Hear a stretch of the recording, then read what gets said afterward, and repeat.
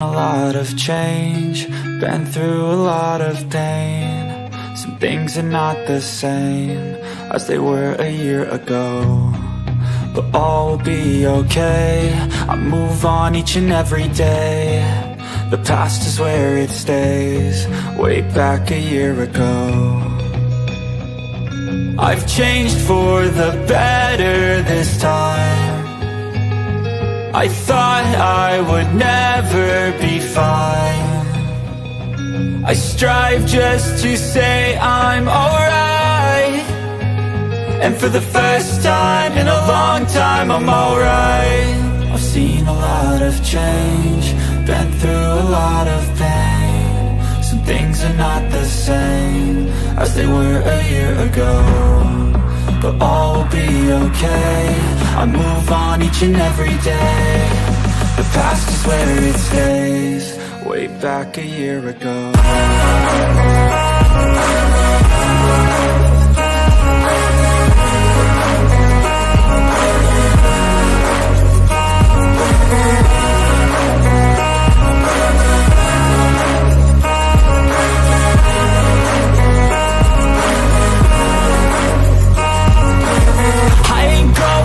I'm not falling, I'll push all my chips and call all in. I'll bet on myself, you keep stalling. I hear destiny and it's calling. I'll keep my head up high through the downs and lows, and where I'll go in life, still nobody knows. But I'ma choose what's right and take what comes and goes, and ain't no one in life holding me back no more. I've seen a lot of change, been through a lot of pain. Some things are not the same as they were a year ago, but all will be okay. I move on each and every day. The past is where it stays, way back a year ago.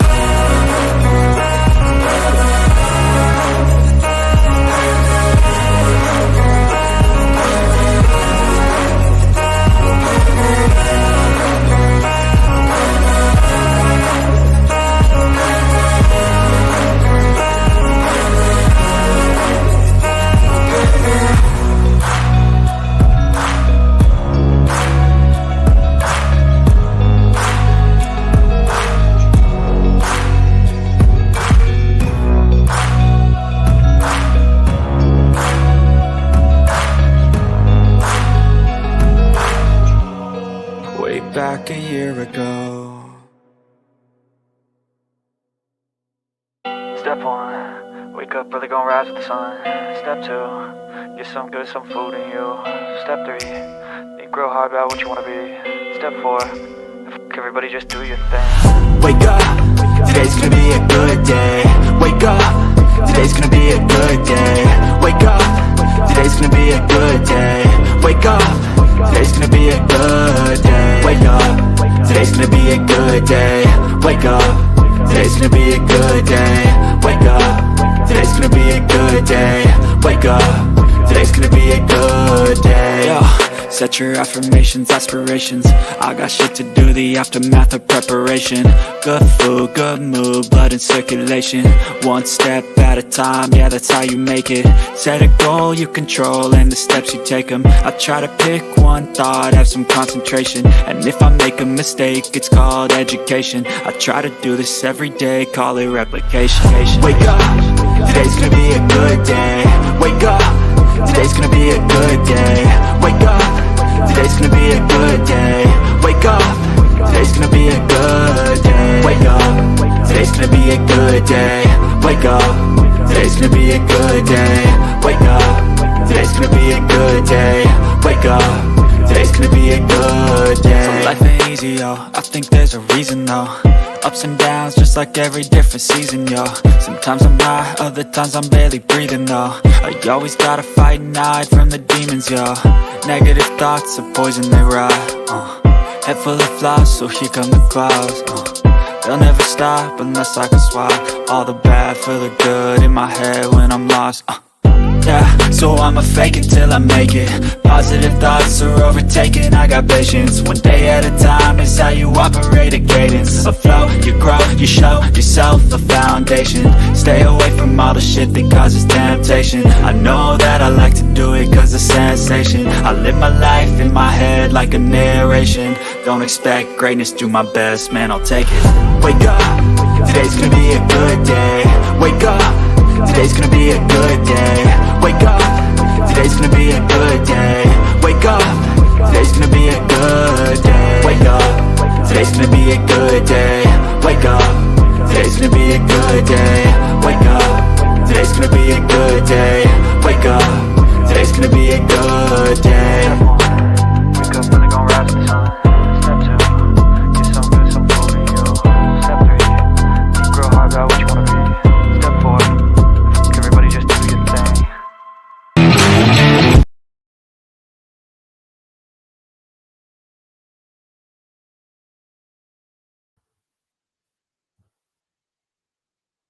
Hello, guys. Good morning. Can you guys hear me okay? Good morning, Grateful Life. Good morning, cats. It's just us this morning, huh? Oh, good morning, cats. How are you guys this morning? Hi, Polly. Okay, good. Because I'm outside, so I have a different mic. Good morning, Graham.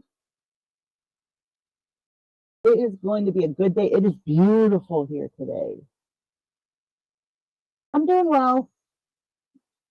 This morning was a bit rough, but we pulled through. Good morning, Knuckle Sandwich.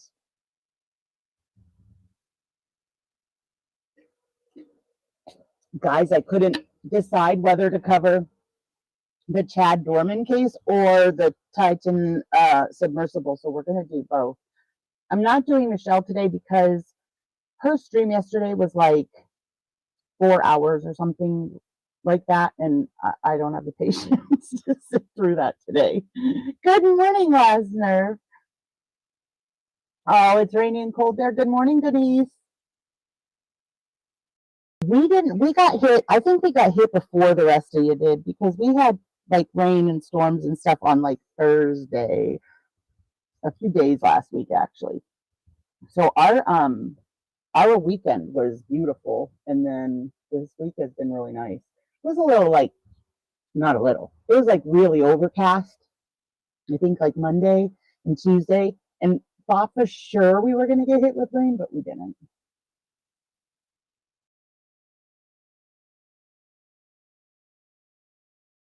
Have you guys been following either of those cases, the Titan Submersible and the Chad Doerman case?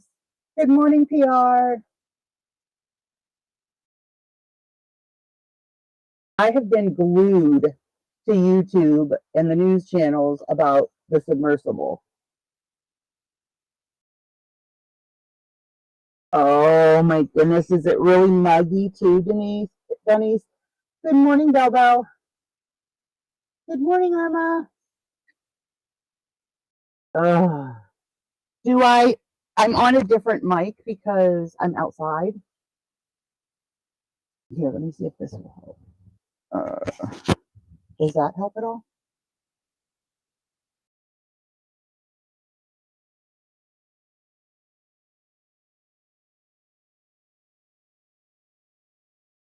Can you hear me now? It's just because I'm outside. I can change the computer mic. That might be better. Oh my gosh, knuckle sandwich! And then the way I have the video pulled up when they actually take him into custody and everything, but he's like so nonchalant. Oh, Denise, I'm sorry.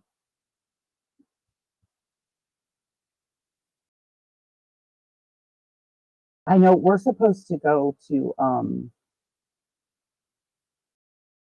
Disney next month, and I'm so afraid of the mugginess in Florida because it gets so humid there. Yes, Denise. And he acts so cool and nonchalant when the cops come to get him. They're like, "What's going on?" He goes, "Nothing."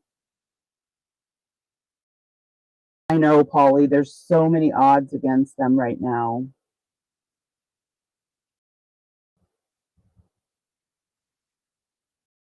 Oh, I didn't see that one, Glam. You have a link? I didn't see that one. But I mean, I'm so hooked on it because even if it floats to the top, because it says after 24 hours, those weights release and it should float to the top. But even if it does float to the top, somebody has to be there to let them out. They can't open the hatch themselves. It's bolted shut. Oh my gosh, me too, Denise. Ooh, ooh, fly in my face. Can you guys hear me any better now? Let me know. If not, I'll switch to the computer mic and see if that one's any better.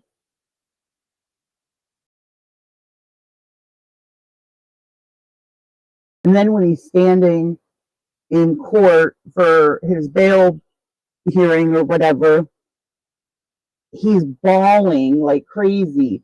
Why are you bawling? You planned this. That's the thing that gets me. He didn't just snap, he planned it.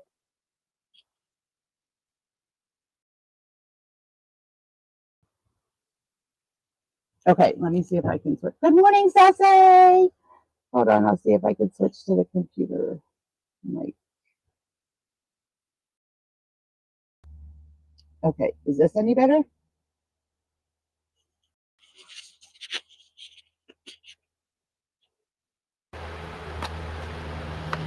Can you hear me now?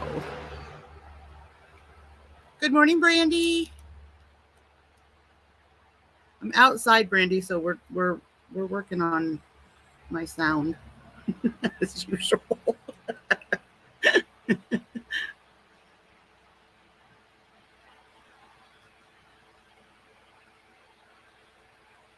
Okay, great. Thank you, Sassy.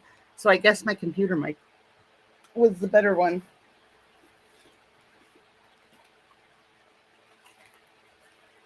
That's good. That means that's less stuff I have to take with me on our trip.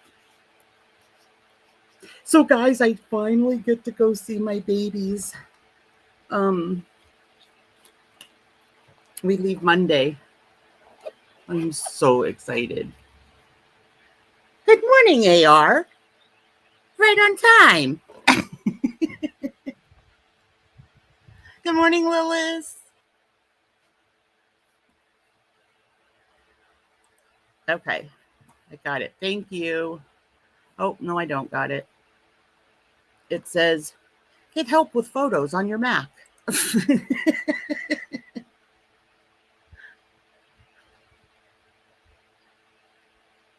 Have a good day at work, AR. I'm sorry you have to go in on your day off. Oh, did you, Sassy? There's nothing like being with your littles once they're out of the house. I swear, yesterday or the day before, my son and his wife were here, and his wife said something about it being 4 years since my son moved out. I was like, has it been that long? How come it doesn't feel any easier? Like, I still miss my boys so much. Thank you, Glam.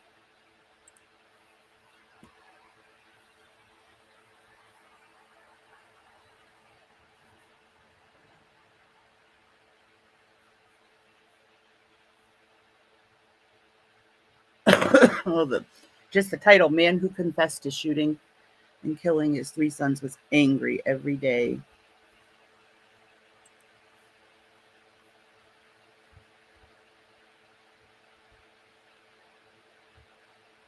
Yeah, Donice, we're going to Arizona. I've never been.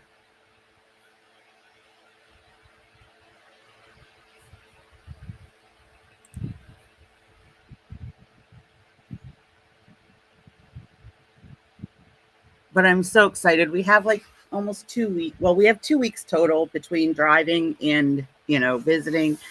And the drive alone is like 30 hours. So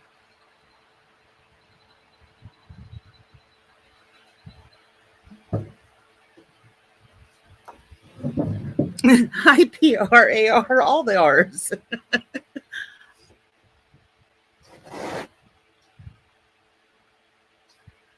I was sitting in the sun, and then I was like, oh, all right, I'll move into the shade. I'll regret it later if I stay in the sun. That poor mama, oh my gosh, they will never be the same. Knuckle sandwich. Can you even, I can't even fathom.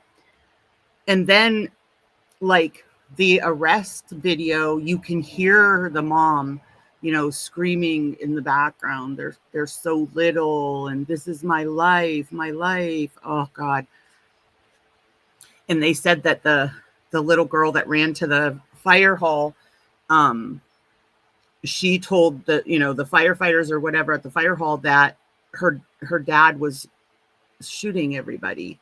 Oh my gosh, the poor little girl, the poor mother. Ugh.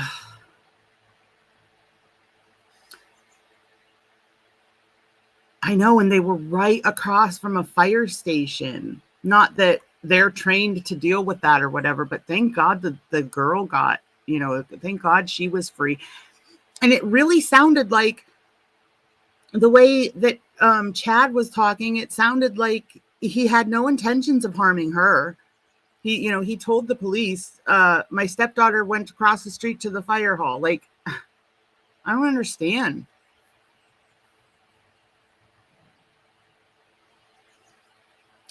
I know, PR, he was in North Carolina, which was like an 11-hour drive.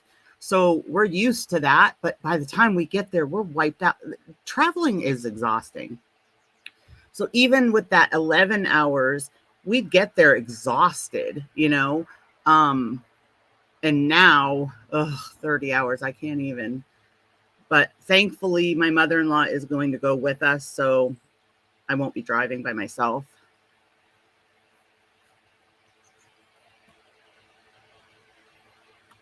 Oh my gosh, that would be long, Sassy. I just planned a road trip last night for my B-Day so I can see the fireworks over the ocean. First time for me in 15 years I've been home for my B-Day. Aw. It will not be the last, Brandy. You took my life. I know, Knuckle Sandwich. Ugh. No, and like they were saying, hi, Vicky.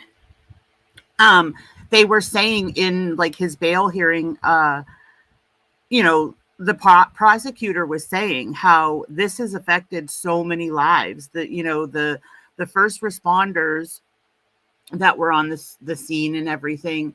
I mean, they'll never be the same. You'll see the video that I'm going to show where they arrest him and everything. They have to black out parts of the video because the kids are laying in the yard. Oh, a woman driving by called 911 too. Oh my gosh, can you imagine seeing that? Yeah, they're going to need therapy. And I can't even imagine what the mom and the little girl is going to need.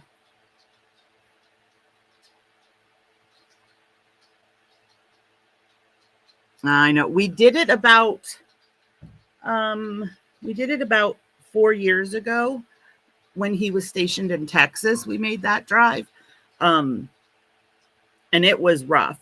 But I swear the older you get, the harder traveling becomes, which really stinks because I love to travel. Oh, Denise, that's got. Good morning, Peter.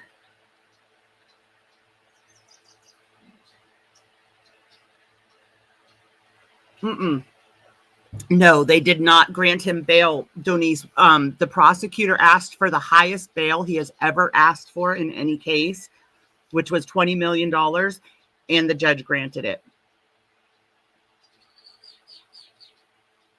Yeah, they black it out. You can't see them. But can you imagine, like, I can't help but imagine what's behind that black box that those poor first responders had to come on the scene. I don't know how they do it. I couldn't.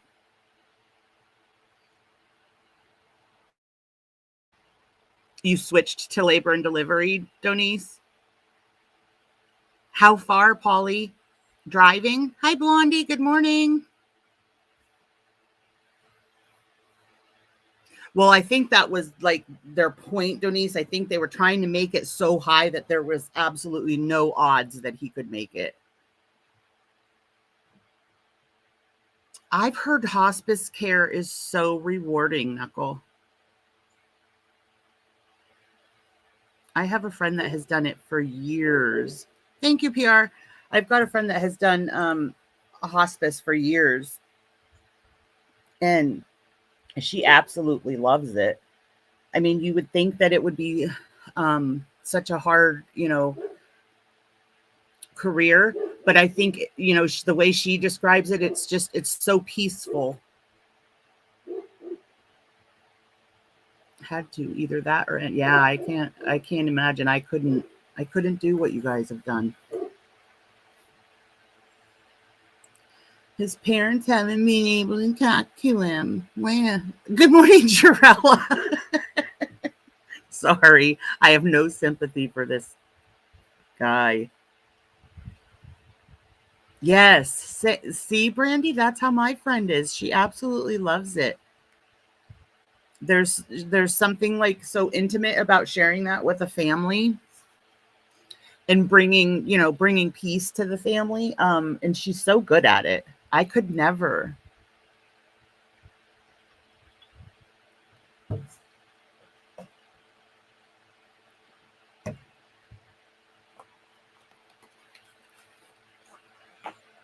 So while I'm gone, guys, I will still be able to stream. I'm not sure exactly how much. It's going to depend a lot on the little ones because obviously I don't want them on camera or, being curious if I'm streaming when they're up and awake. I'm kind of hoping, like last year when we visited them, I'm kind of hoping I can do them in the mornings, like my normal, 7:30 a.m. Because when I visited last year, the kids would get up just like as I was ending. So hopefully it'll work out that way. Oh, I bet, Knuckle. And I mean, with your training and everything, I'm sure there's, things that you're able to step in and help with, right? Aw, Donice, I bet that would be extremely rewarding too.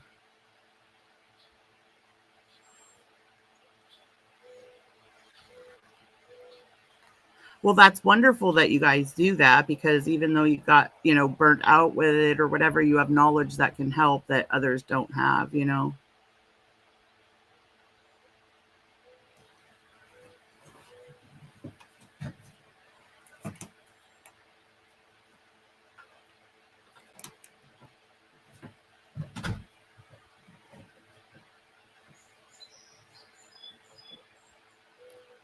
All right, guys, I am going to put a trigger warning up here.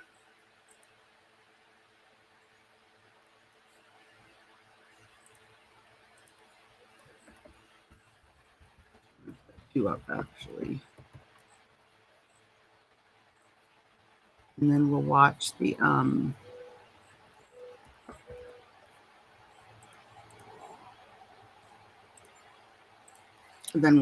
the arrest video.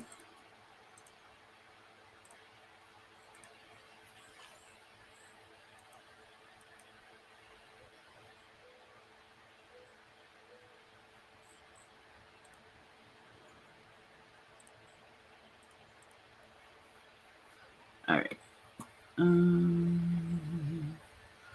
Let's see if I can find the one. Oh, I have it actually pulled up here.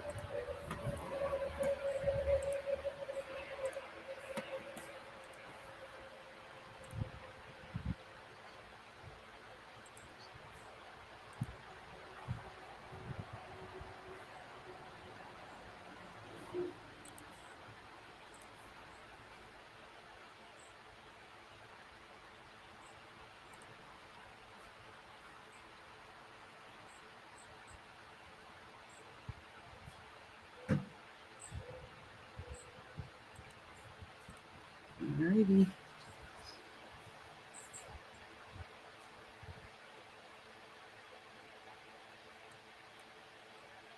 The sound kicks in, guys, in a couple minutes.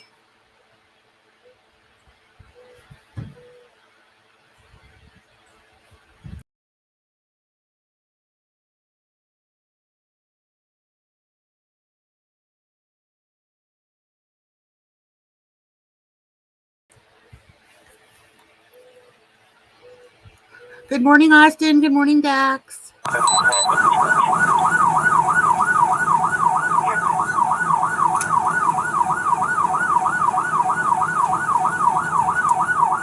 Jody's. See, that's what I have heard, Blondie. That's awesome. I give you guys so many kudos because I couldn't do it. 6-3, Friars. Negative. Sounds like we're getting another call from somewhere in the area. Right. Go ahead. Getting a call now from Misty advising You guys, is the sound okay? Grandfather told her that, that a female said that her grandfather was killing everyone in the house. I'm sure we can come up with a bunch of challenges. Right. Go ahead. There's a male actively shooting at the firehouse. Based on 99. Call reverting arrest.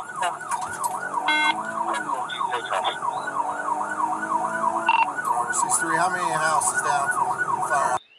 Right, Knuckle? I loved it because the one cop was leading him to the cop car to put him in the cage, and he said something, and the cop was like, "Shut up! You have a right to remain silent. Use it." I was like, "Yes."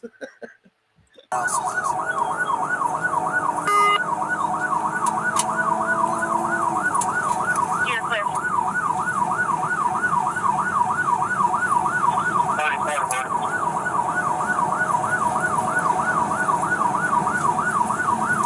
Supervisors aware of this.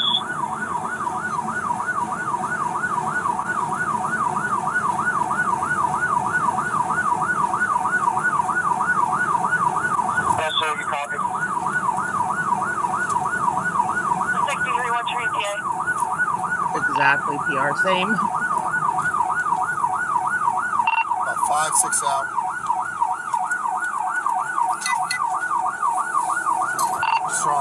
Even like watching this even makes me wonder like how they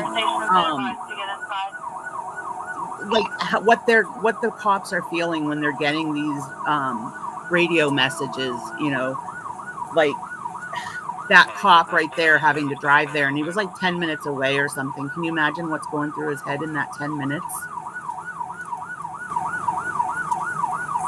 Just so everyone's aware, somewhere in the mix there's a 16-year-old female that ran from the original house that was going to the firehouse for help. Not sure where she's at. I would imagine, Denise, yeah. 63, you're clear. Do we have a description of the male that's shooting? Negative. This was called out that the shooting was occurred by the fire station. They all are back inside of the firehouse.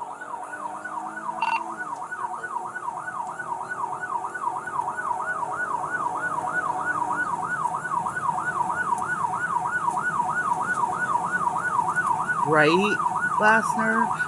And that poor little girl having to be over at the fire station, you know, wondering about her family.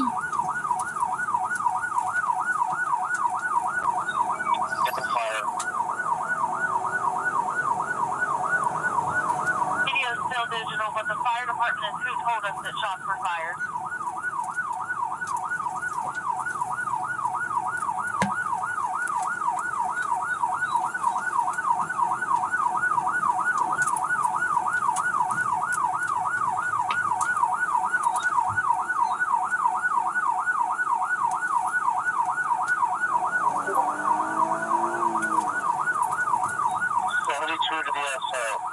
Me too, PR. A male light green shirt, blue jeans on the front porch of 1965 Laurel. And then when they get there, there's not really like good cover for them to even approach.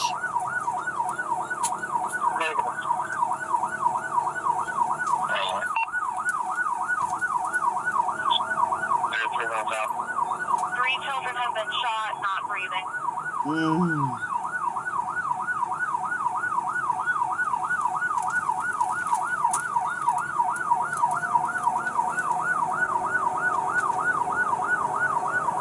In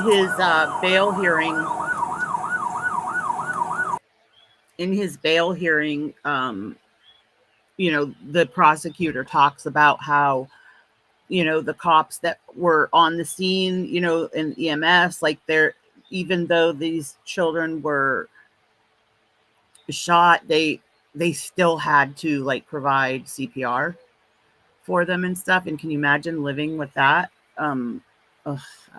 This just affected so many people's lives. Additional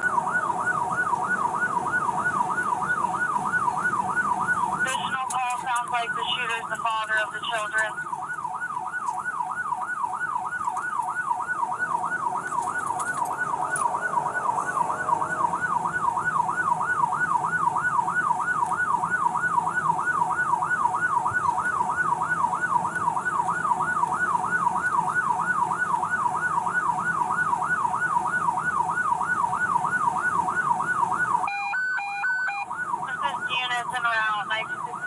Sounds like the male's still on the porch. There are multiple children in the yard.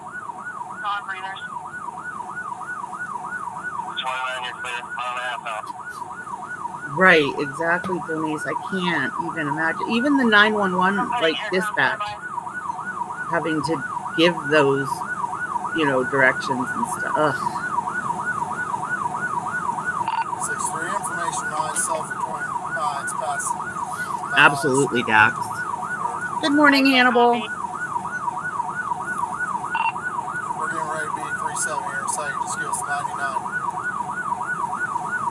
Let's just do it now. Hey, son, what's the back channel? Yes, Knuckle. Top one. That's crazy.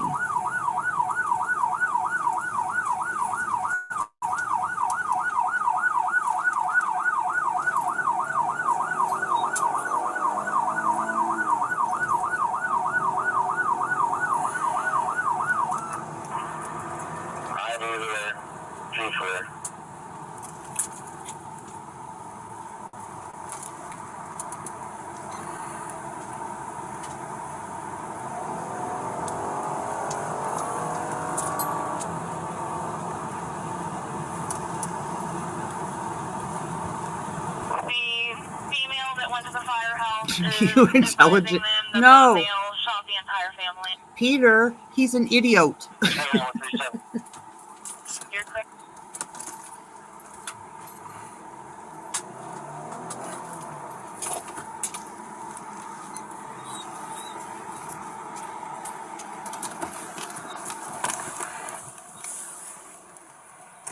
Where's he at? Hey, shooter stand on the porch.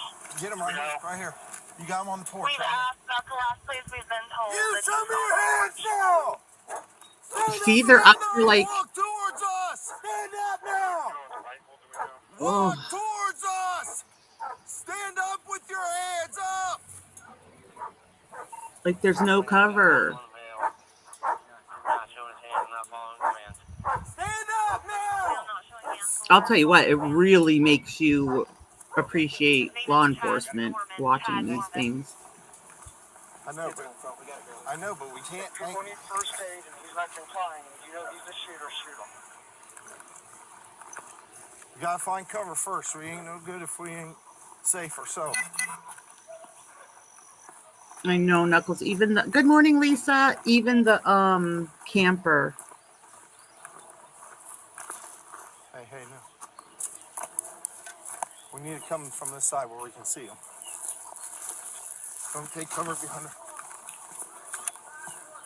We see them. We're going to approach from this side. We got cover. Right here. 6-3, Trevor, 29 and 63 is timeout. Right now.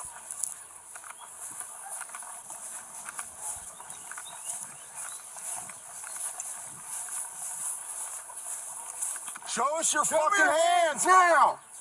Stand up! Stand up! I bet, Denise, this probably makes your heart race with her doing that. Stand up! Stand up now! Stand up! Yeah, Dad. Stand the fuck up! And look at him. Watch how he reacts. Go ahead and fly whenever any units can advise. Wait, did we miss? Did we miss when he says, It's in there. he walks up to him and says, "What's going on?" And the guy goes, "Nothing." There's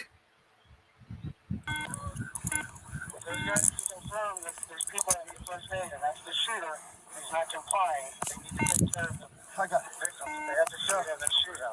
Man, I ain't trying to hurt nobody. I'm completely sober. You got to be 63, we're 21. Get the EMS over here. Well, I do drugs when I quit, but I don't do drugs now.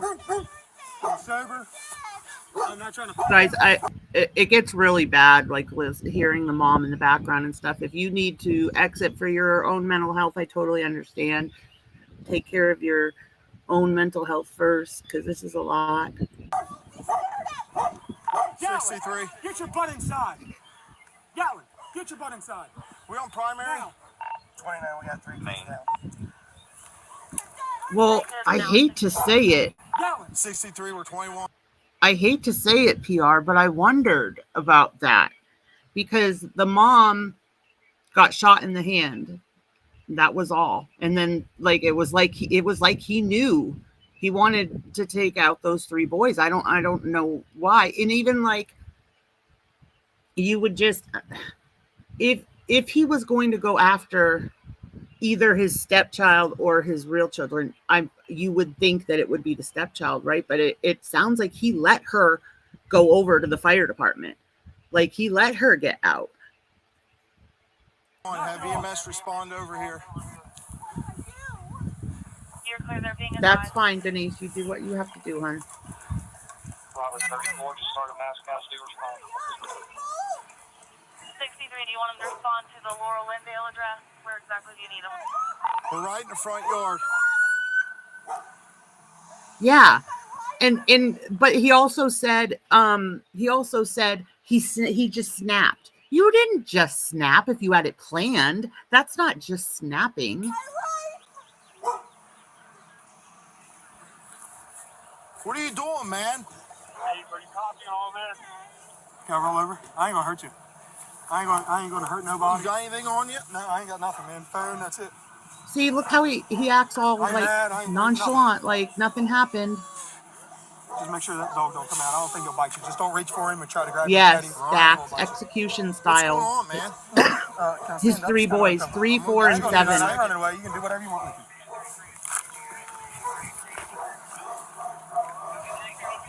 Good morning, Amy.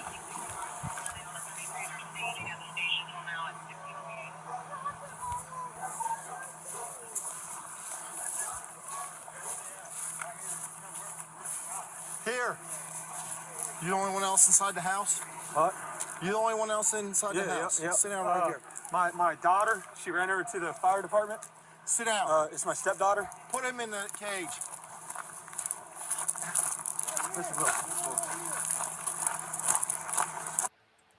Fire started around 1 this morning on. Whoop. Oh, that was the end. Sorry.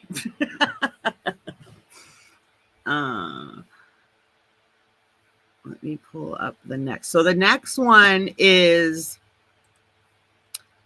of him at his bail hearing.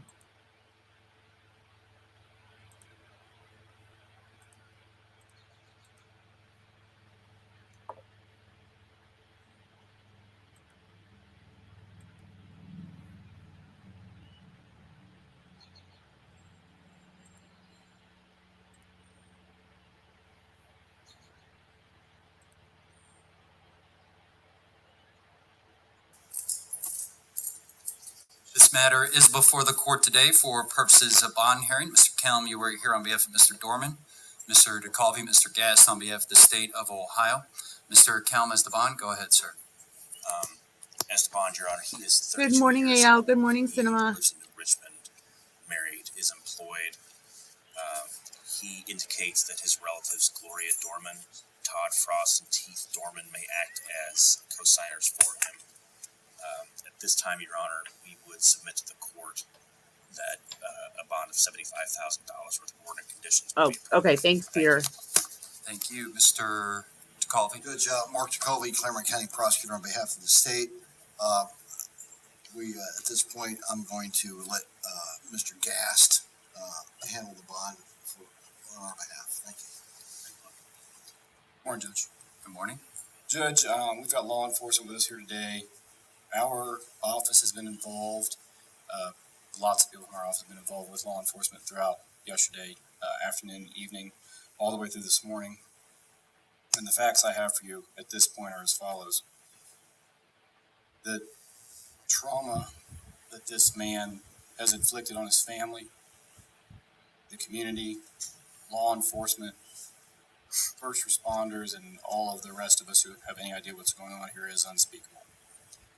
There's been a full admission in this case, Judge. The case is still new. We're still discovering facts. But the evil horror of what we know is impossible to process. In an act of just incomprehensible cruelty, the father that stands before you lined up his 3 young boys, and he executed them in his own home with a rifle. They were ages 3, 4, and 7, Judge. In an act of desperation to save her children, the mother at some point grabbed the gun that father was wielding to attempt to protect them. We know that one of the boys was able to flee into a field near the home. And again, we know from his admission, father hunted that boy down, drug him back to the property, and executed him in front of witnesses. Mother was... Right, Cinema. The highest this prosecutor has ever asked for bail. shot through the hand in her attempt to protect her children. Judge, I asked the court in setting this bond to just begin to imagine their fear. This was the man that every day they woke up looking to for protection, love, guidance in all things. Man they trust more than any other person on earth. Person they rely upon to keep them safe from harm. He was their world, he was their guardian, and he executed them in cold blood. We know that from his admission. By that same admission, Judge, he has committed one of the most monstrous, craven, cowardly acts that will ever be our misfortune to see. To make things even more disturbing, Judge, this was no haphazard act. Again, by his own admission, he planned the events of this day. This did not happen on a whim. He's confessed to what I believe is the worst crime, at least I hope, that I'll see in my lifetime. I hope it's the worst fact pattern that ever comes before this court. Judge, it's important. Jonice, he would have to come up with $2 million. You have to come up with 10%, so he'd have to come up with $2 million to get out. For the court to know in the bond we're going to request today, for the court to understand, Claremont County deputies, that's okay, Clam. You do what you have to do. And other first responders bravely respond to the scene where they don't know what's going on. They did not know what they're facing, and they come into a scene that no one can ever be prepared for. No law enforcement training, right? No training of any kind prepares you for this. It's easy to forget that these are men and women with families, children, feelings, emotions. They're not some automaton performing a delegated function. They're people. They were required to give CPR to gunshot children, 3, 4, and 7-year-old children. They held these boys in their arms, knowing there was nothing they could do to save them. How long do those scars last? What day do you wake up from that and you're healed? How do you unsee such an abomination? The bond factors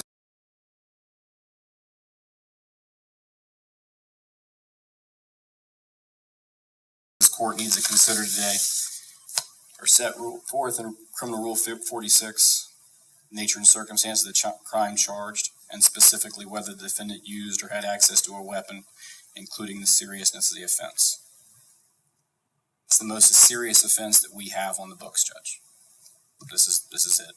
You can't commit a more serious offense. So the nature of the crime charge is the worst crime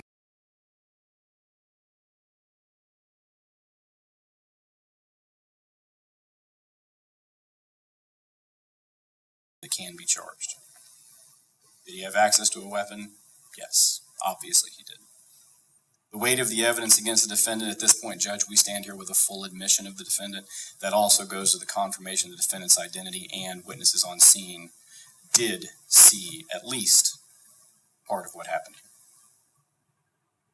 Next, the court is to consider the likelihood this person would return to court if a bond were issued. Again, this is the most heinous crime with the most severe penalty under the law that we presented to the grand jury. That alone would be a major factor in discouraging a person from availing themselves to this court or any other. And the thought to flee and the likelihood of flight is great in the state's opinion. The danger he poses to the community is a factor that this court can consider, and I think with the facts in front of you, Judge,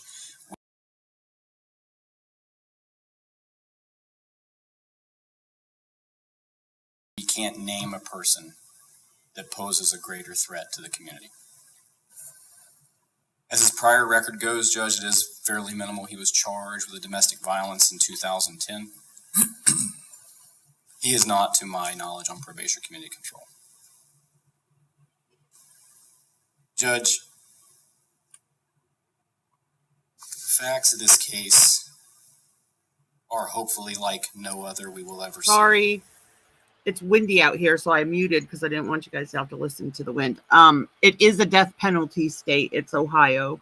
They haven't actually executed since 2018. They've had executions on hold, but it is a death penalty state. They have like 130 some people on death row. When this case gets indicted in the Court of Common Pleas, I am certain that a no bond hearing will be held, and I would hope that would be granted. But at this point, this juncture, we're going to ask this court to issue a bond we've never asked for before. Peter, I love that. I'm going to ask for a bond of $20 million. And I hope I never need to request such a bond again. Thank you. Date for preliminary hearing? The date for the preliminary hearing, Judge, is 6/26. No objection, Your Honor. The preliminary hearing will be set for June 26th at 1 p.m.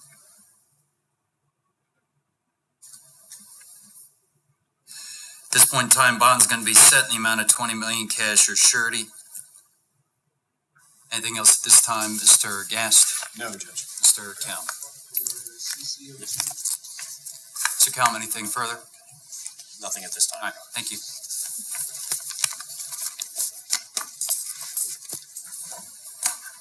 All rise. Court is in recess.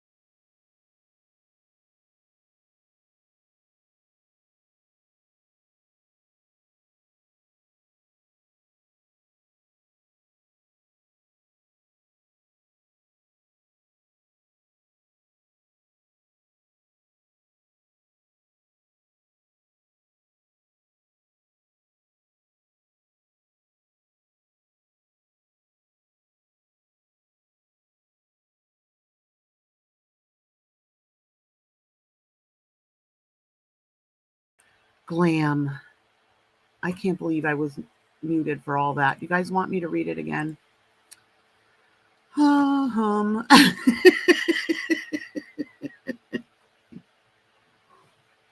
Good morning, Maggie.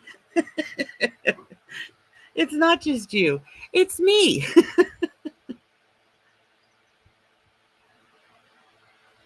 Do you guys want me to read it again, or did you read it as I had it up? That was a record, Brandy, the entire article. You know why? Because I'm only on my laptop with no second monitor, so I can't see you yelling at me that I'm muted as I'm reading the other thing because I'm on a different tab. Okay, please read it again. Hannibal was abducted. What happened to Hannibal? He hid himself, right? He just hid under the blankets. He's like, oh, Danny. Okay. A memorial of candles, cards, and toys continues to grow outside a home where 3 young boys were shot and killed in Claremont County. Chad Doerman confessed to unaliving his 3, 4, and 7-year-old sons with a rifle Thursday afternoon. The boy's mother was taken to the hospital with a gunshot wound to the hand. A neighbor who witnessed the aftermath of the shooting said he's seen Doerman treat both his wife and children poorly. He was angry every day, said Richard Kincannon. There wasn't a day he didn't yell at his wife and kids out there. Kincannon said Doerman had a temper, yelling all the time and treating his wife like crap. Doerman's father, Keith, said over the weekend he has no exact explanation for what happened, saying his son just snapped. He did not just snap. You don't plan a murder for months and then claim you just snapped. I mean, this is his dad, though. His dad says, I could tell in his eyes he's hollow inside. That wasn't Chad standing at the arraignment. That was not him. Sorry, but he was not hollow. He was standing there bawling. So he obviously knows what is ahead of him and everything else. And he's probably crying for himself more so than he's crying for those poor children.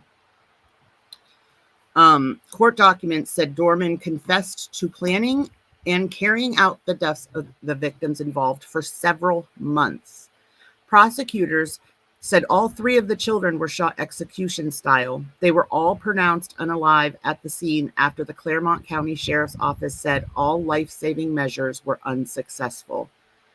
Kincannon said every time he looks at the home, he sees the scene directly after the shooting, the 3 children laying lifeless in the yard. He said he struggled to eat and sleep since the unaliving. I still see the babies. That's all I see when I come out here, Kincannon said. That's why I like to focus on that memorial. Doerman is due back in court June 26. Kincannon said he hopes he never sees daylight again. Amen. I read that all to myself on a list.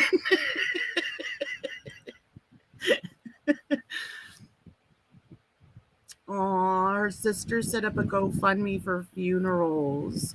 If I had the correct link, see, we have to be so careful anymore of sharing links for GoFundMes or any kind of like, what would you call it? I don't know, GoFundMes, like anything where, people are trying to get money to come in by donations or whatever. We have to be so careful because there's been so many that were faked on this app. But yeah, if anybody knows, let me see if I can find it. Let me do a search.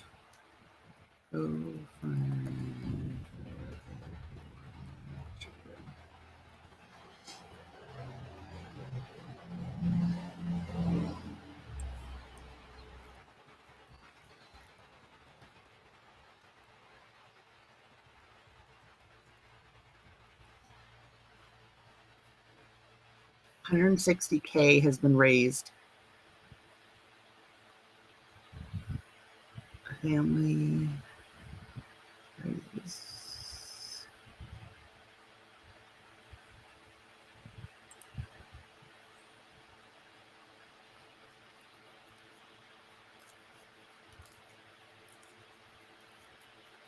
Just Google Rachel Brown GoFundMe.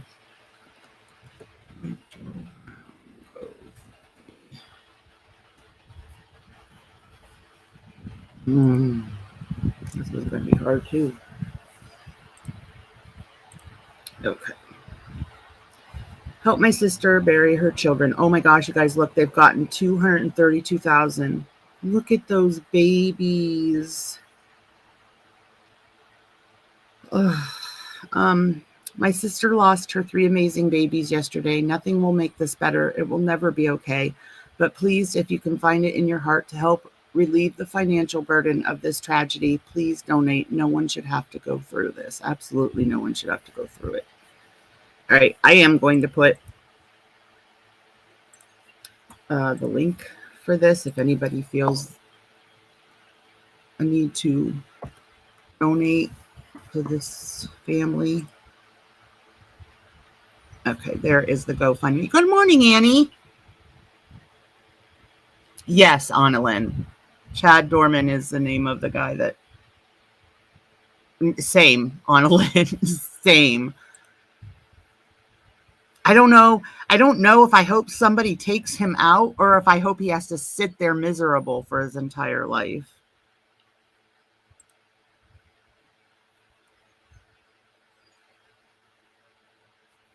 Okay. So there is the GoFundMe link if anybody wants to donate to that. We're going to move on to the missing Titan submersible. So if anybody hasn't been following this case, I've been hooked on this since 2 days ago when I found out about it. So there is a submersible that it's not a submarine. It's a submersible. It's literally operated by a remote control up on top of the water.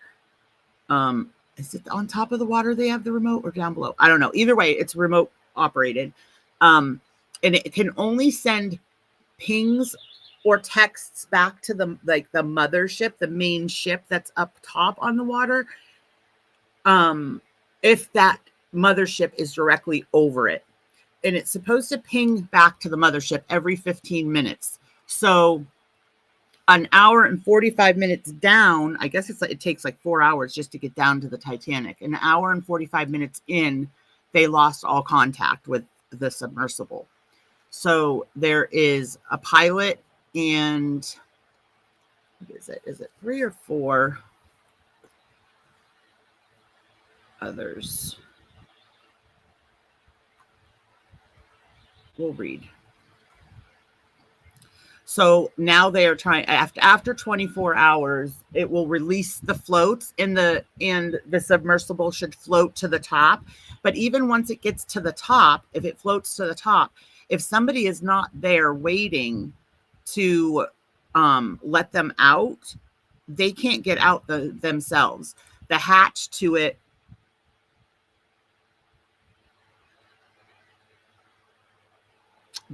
I just heard a retired admiral say they are looking for something the size of a transit van in an area the size of Wales on a foggy day. Good morning, Bama. Oh, you're never late, Bam. So the hatch to this submersible is bolted shut with I've seen 2 different articles. One said it's bolted shut with 9 bolts. One said 17. Either way, even if it floats to the top, they can't release the hatch and get out themselves. There has to be somebody nearby to, to rescue and unbolt the hatch so that they can even crawl out of there. So, oh no. You know what, Annie? I've been having trouble with my chat too. It just stops. It kind of looks like it's going to scroll, but it doesn't. It's the same. Try hitting when it does that to me. I hit whether you're on all chat or top chat, switch between the 2 and then switch back again, and that usually fixes it. But I usually have to do it over and over because it keeps freezing on me. You think it's 17 PR? Yeah. So I mean, there's so many ways that is not looking good for, the passengers on there, because now they're thinking that it may be stuck in the Titanic, so it can't release to float to the top. And remember, like, deep, this is like 13,000 feet down. It's so deep that, it's freezing cold. There's absolutely no light. It's like pitch black. And we don't know if, their power went out. We don't know how what went wrong with it, that it wasn't sending the pings back. We don't know if they're still in that same area. They, I'm sure, are probably searching miles and miles and miles to see if it floated up. Right. And they're supposed to only have oxygen until tomorrow at like 5:30 a.m. And that's just an estimate, because it depends on, if people are panicking or whatever. I saw one of the news stations yesterday did a story on it, and they said that the best thing for them would be to go to sleep, to take a nap, because they would, use up less oxygen. But who could nap knowing, I mean, could you fall asleep knowing that your life is, hanging in the balance? Yes, Polly. Exactly. Me neither, Cinema. I mean, I am obsessed with Titanic stuff. Like, I don't know what it is, but I feel like this major pull toward anything Titanic. And I would never go down there. There's no way. They are having to pee and poop in there. Right. How would you nap? I mean, I'm sure she's not saying they're able to, but the best thing would be for them to do that, because they wouldn't be panicking and overusing the oxygen that is available. Butter chicken with green lentils and cauliflower rice. I love butter chicken. Good morning, Jilly.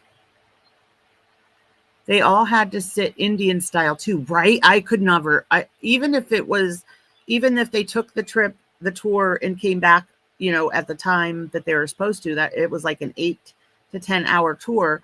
I couldn't sit like that for 8 to 10 hours.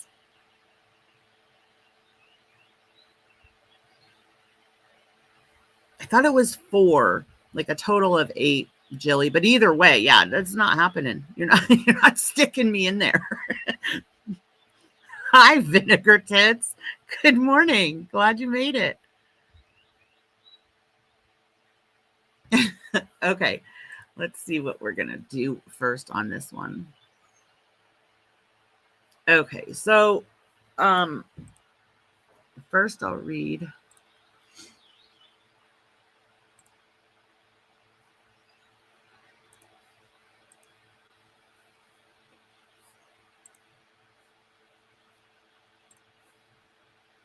All right.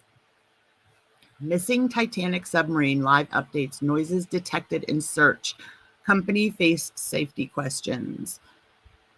As U.S. and Canadian crews continued to search Wednesday for a missing submersible that may have only a day's supply of oxygen left, more information was emerging about experts' attempts to warn the company that owns the underwater vessel about the perils of its operations. Of course. Documents show an OceanGate employee warned there might be catastrophic safety problems posed by the way the experimental vessel was developed, and leaders in the submersible craft industry told the company its approach to the enterprise could have a catastrophic outcome. The 21-foot submersible was carrying 5 people in a dive to the wreckage site of the Titanic when it lost contact with a support ship late Sunday. Among those aboard are a British adventurer, 2 members of a Pakistani business family, a Titanic expert, and the CEO of OceanGate, the company that owns the vessel. Okay, so there's 5 people aboard total.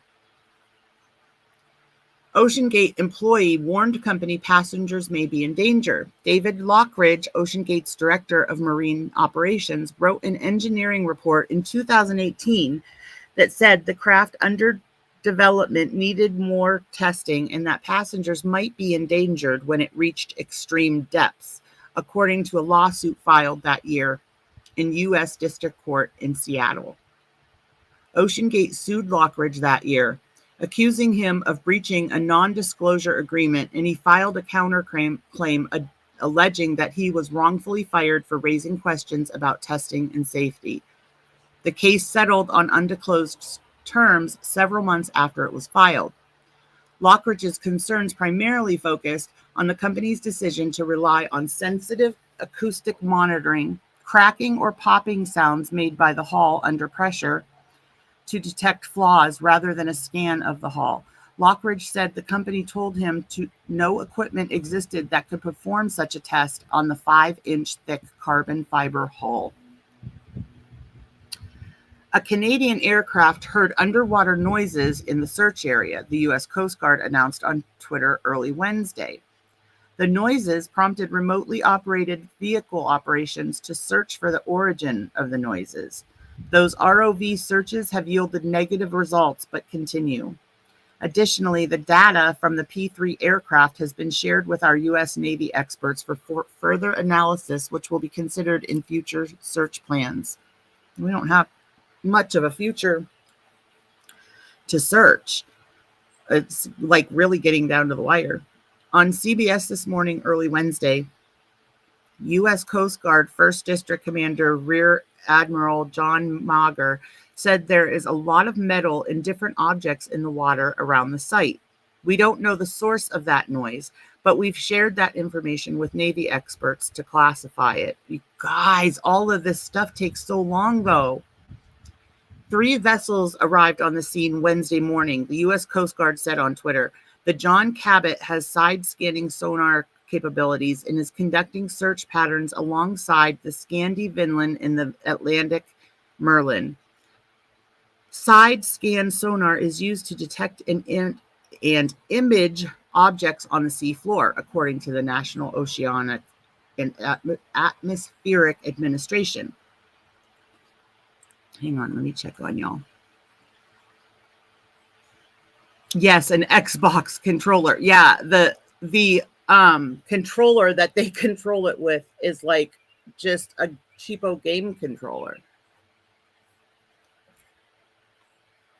Yeah, you can only see out one window. It's like at the very front or back of the vessel, and it's just a little window that you can see out to go down to see the Titanic. See, there's no way I'm paying $250,000 for something like that. No way.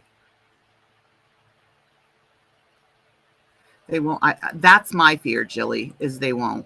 And what is her name? Oh, she's a big true crime YouTuber. You guys know who I mean. My lovelies, my friends. Who is that? I want to say Christina something. Anyways, I was watching her coverage of it yesterday, and her coverage was pretty good. It's just a Logitech off-brand computer gaming controller that costs about $30. That's so ridiculous. Right, Hannibal? How is that? But you know what? Like we were talking, and it's all unregulated. So, because I'm sitting here thinking the whole time, I'm like, how can that be legal? How can that be legal? But it's not regulated. Christina Aguilera. No, who is the, I watch her all the time. Is it Christine Randall? For some reason, that's what I'm thinking. Hold on, let me look. Anyways, she's really good. If I can find her for you, I think it's Christina Randall. Here, let me give you her link. She's really good with true crime. if you guys get into true crime at all. There's her link. Here's my thoughts. You pay for an experience, you get the experience. Is it a good trip still? You got what you paid for. Okay, back to my corner.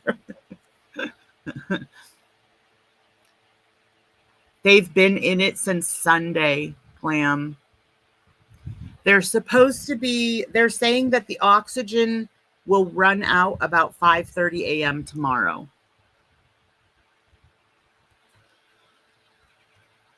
Yeah, they have like 20 hours left. Yep. Have you seen the news clip from the news correspondent that was temporarily stuck? Yes, I did. I have it pulled up, actually. I'm probably going to get copyrighted because these are like news channels, but that's all right. So here is that, that one that you're talking about. Hold on. Dr. Michael recounts trapped Titanic submersible experience 23 years ago.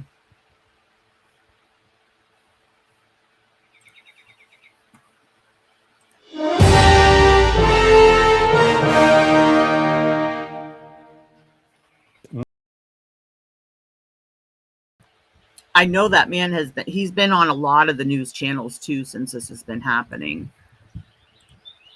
Let's see. All right, here, this tells about, hold on, I want to see. It's this one. Okay. So here is,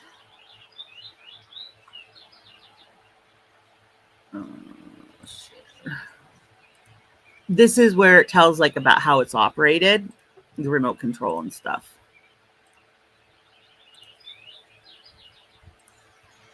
Components. I got these from Camper World. We run the whole thing with this game controller. Come on! It seems like this submersible has some elements of MacGyver-y jerry-riggedness. I mean, you're putting construction pipes as ballast. I don't know if I'd use that description of it, but there's certain things that you want to be buttoned down. So the pressure vessel is not MacGyver at all, because that's where we work with Boeing and NASA and the University of Washington. Everything else can fail. Carlotta. Your thrusters can go, your lights can go, you're still going to be safe. But when expedition manager Kyle Bingham studied the forecast for our Titanic dive, he concluded that the waves would be too big to launch the sub. We're looking at 6 feet, and then it bumps up a little bit. Our Titanic adventure would have to wait. But Stockton Rush offered our CBS crew a consolation dive to the continental shelf 80 miles away. Apparently there's a lot of sheer cliffs underwater to see, shark breeding ground. They say it's really cool. The crew closes the hatch from the outside with 17 bolts. There's no other way out. Here's how the launch is supposed to go. That the sub alone, is attached to a huge... Them drilling those bolts in there, that alone would have me freaked out. Floating platform. Motorboats drag it down the big orange ramp into the sea. We're in the water, we're floating. Woo! They are going to come and prepare the platform for the next phase, which is the sinking. I'm sitting outside today, submerges Jamie. To around 30 feet, where the water is much calmer than on the surface. You're in the water, people. Divers detach the sub from the platform, and away you go, in theory. Hull integrity, holding. And what happened next? You won't be disappointed, as we'll show you a little later on Sunday morning.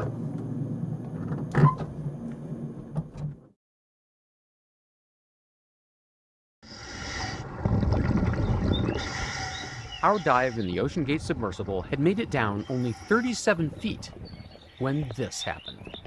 So apparently those floats there came off the platform, and that wasn't supposed to happen. So we're scrubbing? Yeah, I think that's the consensus up here. Copy that. I was crushed. Good morning, My Moon. diving adventures Well, were afternoon now. Every expedition has its challenges. All of them. I have not been in one So the inside, Jilly, they say it's about the size of a minivan, but it's a cylinder. So, you know, you would have to like, they're sitting like, if you, the way I picture it, not picture it, I've seen, you know, videos with it and stuff, but you know, those big, huge, like cement, what are those called, Michael? Those big, huge round cement things that are open, culverts. I don't know, but that's what I picture. I picture those big, huge cement opening things that they put like in ditches or whatever for, you know, water to go through. It's like that. Like they're sitting in the middle of this cylinder, the part that, you know, would be down. It does not look comfortable whatsoever to be scrunched up in there for all those hours. Where things have to be adjusted, adapted, changed, or canceled at the end of the day. You're at the mercy of the weather. Renata Rojas speaks from painful experience. Over the years, she's been booked on 3 Titanic expeditions. All 3 were canceled. You just cry a lot and just keep the dream alive, because it's something that I have to do. Our expedition had to wait out 2 more days of rough seas. Fortunately, there's a lot to do in the North Atlantic. I'm the king of the surface vessel! There's sea life, ship tours, atmospheric effects, and that, my friends, is called a Right, Jamie? That's my other thing. Like, you're paying $250,000 to go down, and everybody has to look out this one little window. Fogbow. You can also hang out with scientists. Researchers like deep-sea biologist Steve Ross and ocean archaeologist Rob Mather join every expedition. In effect, the passengers are funding their science. How scientific is this expedition? I don't do show science. So our job is to do... No, Jamie, they said that they only take like a sandwich and a bottle of water per person. Important and valid work. While you're down there, will you look for this giant heart-shaped diamond on a chain? I think that's not there. On our 6th day at sea, the weather cleared. The dive was a go. Titan sitting at 3742 meters, reports on bottom. But that was the last of the good news.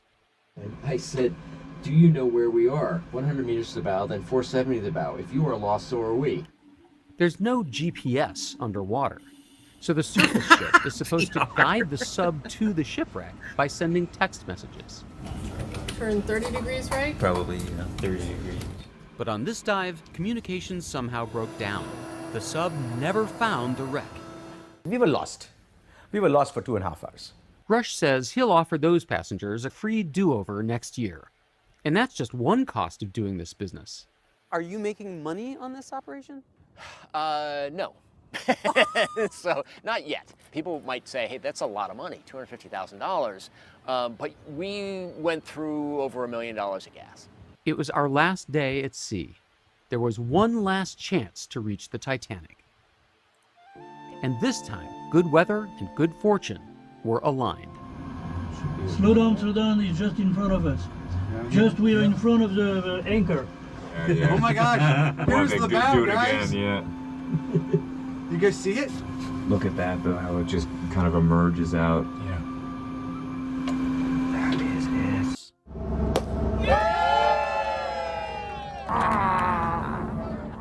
Now, Titanic tourism has its detractors, but these expeditions don't disturb the wreck or retrieve artifacts. And Stockton Rush says that they're valuable to... Right, Jarella? Doesn't it seem like we see more up here than you would see through that little window? Oh, I would love to even do that, Moon. I think people see, I kind of feel like that too, Gail. Like let all the people rest in peace. Yeah, just Google Pics. Save your money. Okay, so I think what we are going to do is we're going to watch Foodie's video from last night. And then if the Coast Guard press conference starts while we are live, we will watch that.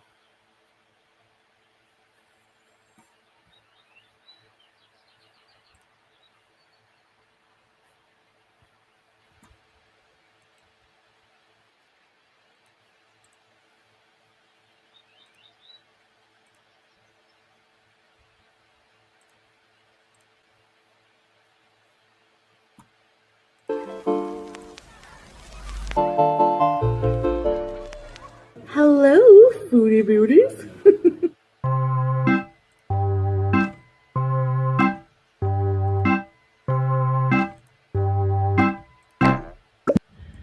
Hello. Hello, hello. Oh, I forgot my ring in the kitchen. I'm not getting up again, okay?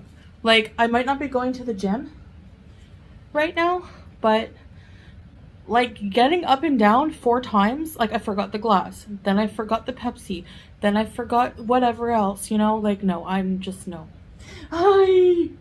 All right, today, let me rip the receipt Okay, off. Gail, have a great day. The price of everything was 5 KD, 100 fills. So that was the total price. Let me lift my one set of sleeves. America's Premier Cheesesteak. Great steak. My favorite. Everything is my favorite. Alright. Better shape up. You better understand. Want this bag? Oh my gosh. Alright. Oh, okay, Gal. I know. I've been doing mostly in-home videos, but I'm still injured. Pause her. The only link I have is USA Today, and I think that one will definitely copyright me. Oh, hold on. We're going to do it anyway.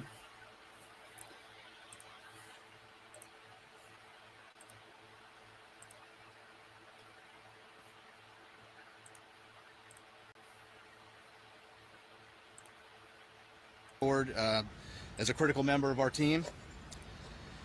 Additionally, a team of highly trained French ROV operators departed St. John's last night are en route to aid the search. Moreover, our Canadian partners have been providing critical leadership and significant response capabilities since the beginning of our efforts. Again, this is an incredibly complex search operation requiring both surface and subsurface elements, and our unified approach is critical.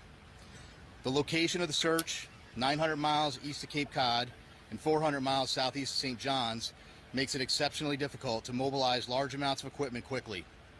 In spite of those challenges, we've been able to provide continuous air and surface search assets, as well as additional ROV capability to search below the surface. We currently have 5 surface assets searching for the Titan, and we expect 10 total surface assets to search in the next 24 to 48 hours. There are 2 ROVs actively searching, and several more are en route and will arrive by tomorrow morning. We've received incredible support with aviation assets from our Coast Guard Air Station in Elizabeth City, the Air National Guard, and Canadian Armed Forces. Today there are 2 back-to-back P3 flights. One is ongoing now as I speak, totaling 14 hours of continuous on-scene coverage, and 2 C-130 flights, also one ongoing now, throughout the day and into the evening. Yesterday, a Canadian P3 detected underwater noises in the search area. As a result, ROV operations were relocated in an attempt to explore the origin of the noises. Although the ROV searches have yielded negative results, they continue. Additionally, the data from the P3 aircraft has been shared with our U.S. Navy experts for further analysis, which will be considered in future search plans. The surface search is now approximately 2 times the size of Connecticut, and the subsurface search is up to 2.5 miles deep, exponentially expanding the size of the search area. We also have to factor in the ever-changing weather conditions, currents, and sea states that expand the search area every hour. There's an enormous complexity associated with this case due to the location being so far offshore, and the coordination between multiple agencies and nations. We greatly appreciate the outpouring of support and offers to provide additional equipment. The Unified Command continues to prioritize assets and resources in order to provide the best capability in the most timely manner.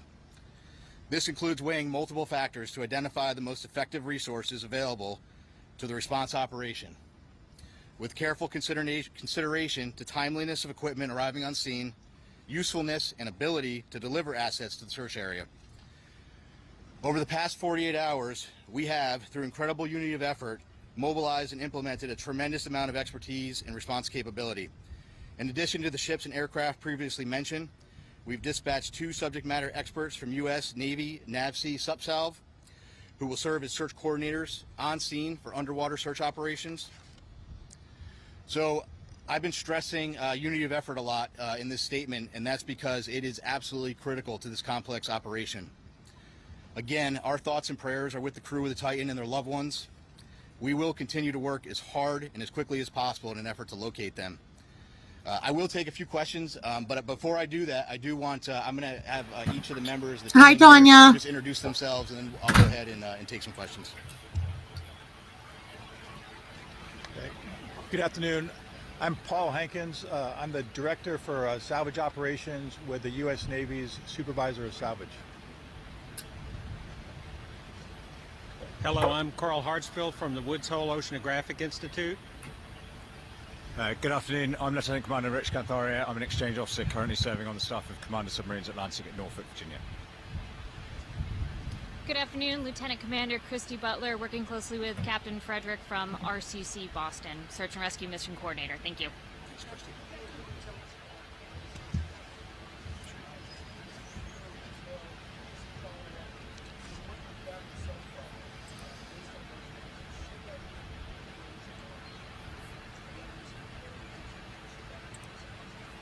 So a couple things. One, I think when you're in the middle of a search and rescue case, you always have hope. That's why we're doing what we do. With respect to the noises specifically, we don't know what they are, to be frank with you. The P3 detected noises. That's why they're up there. That's why they're doing what they're doing. That's why they put sonar buoys in the water. The good news is, what I can tell you is we're searching in the area where the noises were detected, and we'll continue to do so. And we hope that when we're able to get additional ROVs, which will be there in the morning, the intent will be to continue to search in those areas where the noises were detected, and if they're continuing to be detected, and then put additional ROVs down in the last known position where the search was originally taking place. Hi, Dot. No, they didn't find it. 30-minute intervals. So here's what I can tell you. I am not a trained ear for underwater aquatics. That's why we have a team of experts that are analyzing that data. That data was sent immediately to the Navy last night, and it was analyzed overnight. They're still looking at it, but I can tell you that it's inconclusive. But again, I think the important piece is we're searching in the area where the noises were detected. Captain, you didn't talk about a timeline. Can you talk about what timeline? Good morning, Bednama. Or afternoon. A timeline of what we expect. How much oxygen they have left on? Oh, okay. Okay. Well, in terms of, so we talked about the oxygen number. I think you're all tracking the oxygen number. I think there's an important point with that, though. The oxygen, that's just one piece of data, right? There are a lot of pieces of data that we need to consider, and we're continuously looking at that, and we'll continuously do that throughout the search. But that's not the only thing that's important, right? And right now our efforts are solely focused on the search. That certainly is a dialogue that's happening. But we're focused on searching at this point. This is a recovery or a rescue? Oh, this is a search and rescue mission, 100%. We are smack dab in the middle of search and rescue, and we'll continue to put every available asset that we have in an effort to find the Titan and the crew members. Captain, can you confirm that some sort of rectangular object has been spotted? There was some sort of report about that, I don't know. So a couple things. So the ROVs each ROV brings different capability. The ROVs that are diving today, Paul, what's the depth on the 4,000 meters. 4,000 meters. And some additional ROVs that'll be arriving tomorrow have additional depth capability. With respect to an object, so yesterday, one of the aircraft did see an object. I will tell you this. In search and rescue missions, when aircraft are flying continuously, there is stuff out in the ocean that is floating. We went back, we looked at it. It wasn't, we didn't determine it to be debris. We don't think it correlates with the case, and it is not uncommon at all during an active search to see things, and then we go and look at them. So.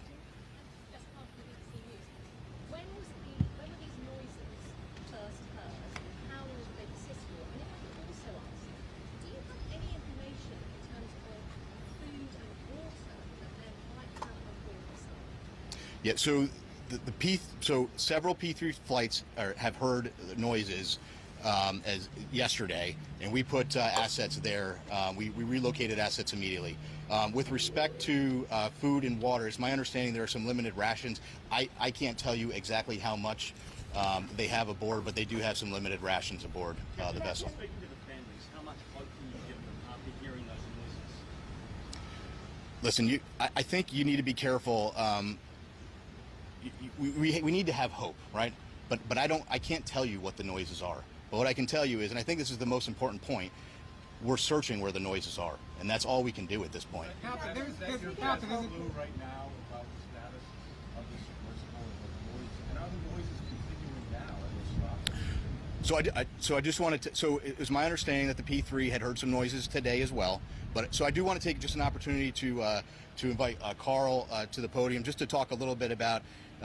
He has a little bit more expertise in underwater acoustics, and maybe just to speak to that in general, because again, you know, there are noises below the surface of the ocean, and so I'll just turn it to Carl. Carl, can you spell your name? Yes, Carl Hartsfield. So again, Carl Hartsfield from the Woods Hole Oceanographic Institution. So the ocean is a very complex place. Obviously, human sounds, nature sounds, and it's very difficult to discern what the source of those noises are at times, but I can tell you that this team has multiple sensors. They're in the area. They're sending data back expeditiously to the best in the world people to analyze that data, and then they're feeding the results of that analysis back to the unified team, and they're making decisions. So Woods Hole is here in an advisory role, but by our expertise, what I see is a very tight operational loop that's making decisions based on data, and nothing is ruled out.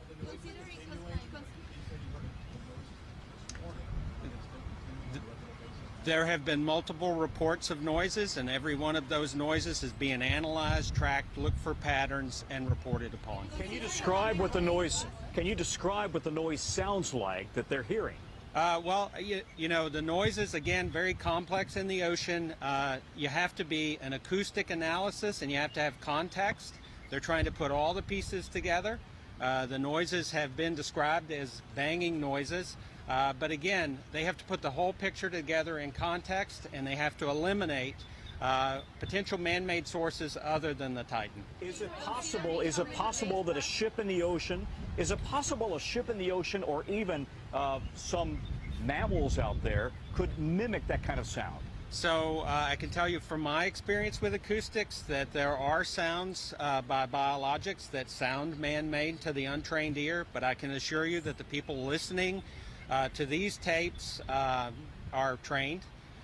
There are a lot of vessels in the area, and they each make noise, right? So all of that has to be eliminated, and it's analysis over time. Plus, as the captain said, the team is searching in the right area. So if you continue to do the analysis, look for different patterns, and search in the right area, you're doing you know, the best you possibly can do with the best people on the case. Captain, apparently there was a deep ocean salvage system byway that was sent there to the location. Can you tell if it's on site yet, and how it operates, and how long it would take to rescue it with that tank? Which system is he speaking about? You know the system. What's the system that you're talking about? Byway deep ocean salvage system.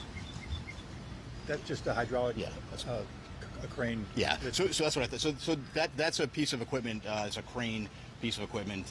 There are a lot of pieces of equipment flowing in through St. John's right now. One thing I did want to mention, I think it's important.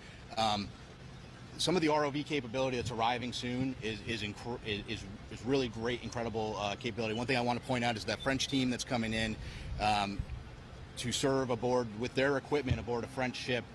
They bring some state-of-the-art equipment, and so once they get on, we're going to have more assets down to look, and we'll continue to put them where we think the best location is. The search area expanded. How many days left? Are you still?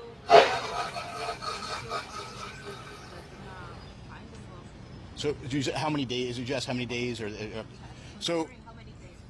Well, so we have to remain optimistic and hopeful when you're in a search and rescue case. So we're right in the middle of a search and rescue case. So I don't want to get into a discussion about when that would end with respect to this case. What I will tell you, though, I'm happy to explain to you kind of how that process were to work. The Coast Guard prosecutes search and rescue cases on a daily basis, and sometimes we don't find what we're looking for, and you have to carefully consider all of the factors, and there are a lot of factors you consider. And then after you consider all of those factors, sometimes you're in a position where you have to make a tough decision. We're not there yet, but if we continue to search, potentially we could be at that point. But again, we're not there yet, and that's a discussion that we will have with the family long before I'm going to discuss that here publicly. What does the rescue operation look like? What does the rescue operation look like? I'm sorry, ma'am. Yeah, so I can't put a number on the I'm not going to put a percent. I don't have a percentage number. What I would tell you is that is just one data point, and there are more data points than that we have to look at. So right now we continue to search, and we'll have that later.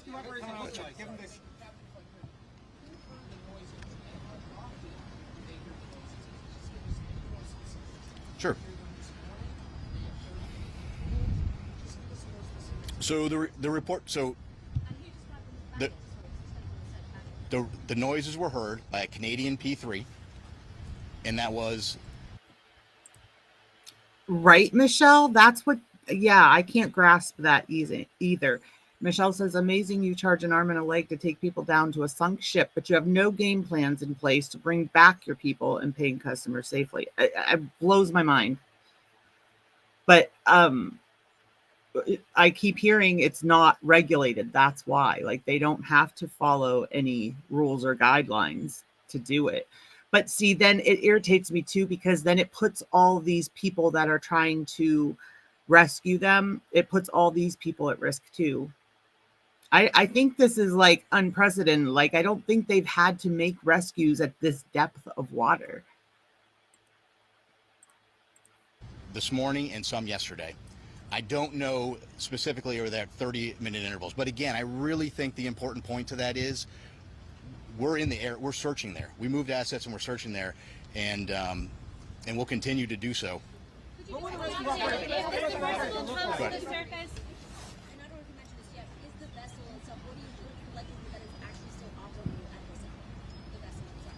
Yeah, I don't. So, listen, whether it's operable or whether it's sitting on the ocean floor, whether it's in the sea column, whether it's in the surface, it's all speculation, and we're just not in the business of speculation. We're in the business of searching, and we're putting everything we can with the data we have to search for the vessel. And I think we'll take one more question. Go ahead, sorry.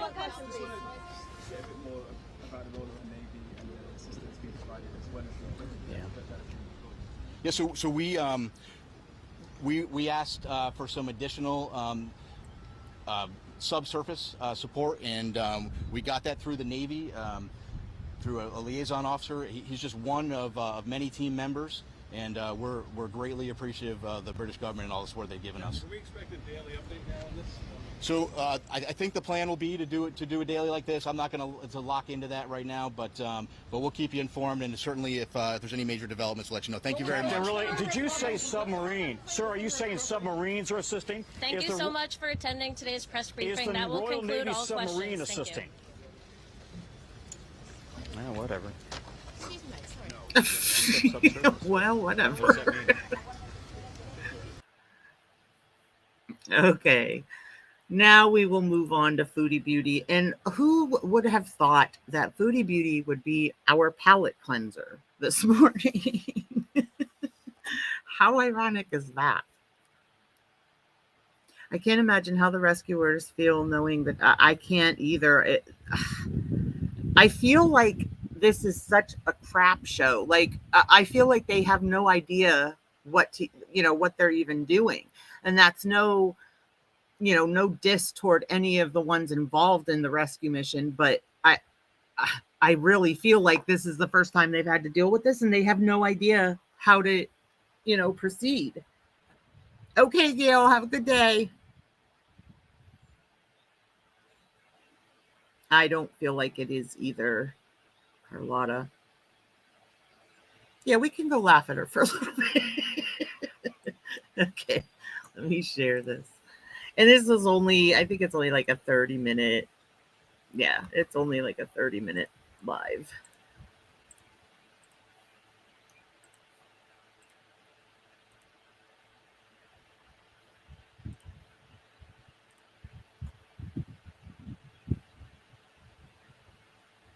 Okay. So, all right. Let's get to. Okay, this is going to be a really good meal because honestly, I really just don't feel like eating the diet food today. So, yeah. Sorry about that, but why am I saying sorry to people for what I eat? Should be saying sorry to myself. Sorry, stomach, but I'm having cheese sticks today. Have some Diet Pepsi. Diet Pepsi. All right. Let's just talk crap today. Let's eat crap and talk crap, okay? Who am I going to target today? Well, you'll find out. Oh. So, today we are proceeding as we normally do, apparently. Chili cheese fries.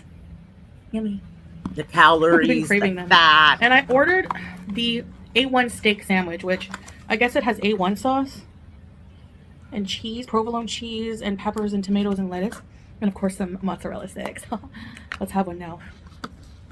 Bismillah. And beauty bite. Peppercorn ranch. Guys, I tried to watch this myself, and oh my gosh, the eating sounds were driving me nuts. Oh, the diet went out the window, of course. She didn't even make it 24 hours on the the 40-day water fast, Michelle. She didn't even make it a day.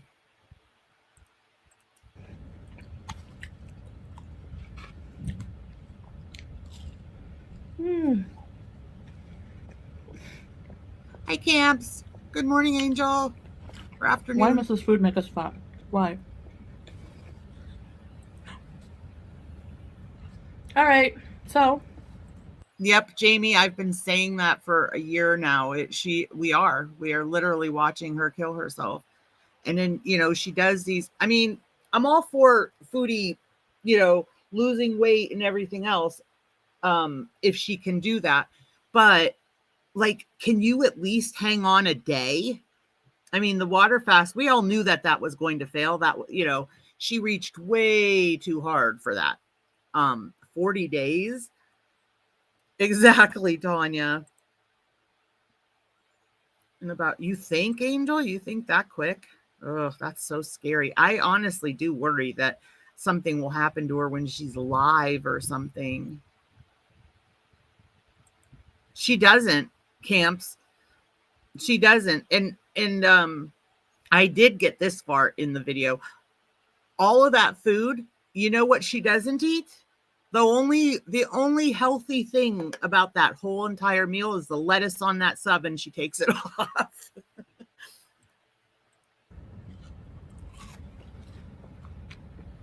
It is, Jamie. It's worse. I want to choke. Hi, baby girl.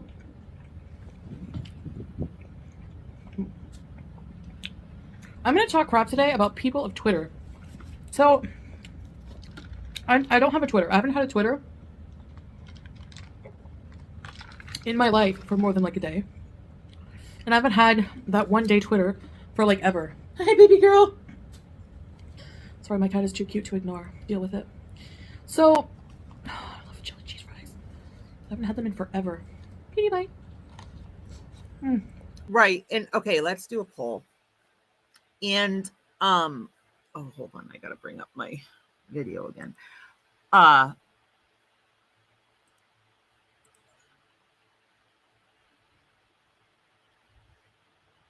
So she, she acts like she hurt her back when she was at the gym. But how is she getting up and down off of that floor if her back is hurt? I mean, that has to be a chore in and of itself on a good day for her to get down on the floor and back up. So I can't imagine how she's doing it if her back is actually hurting.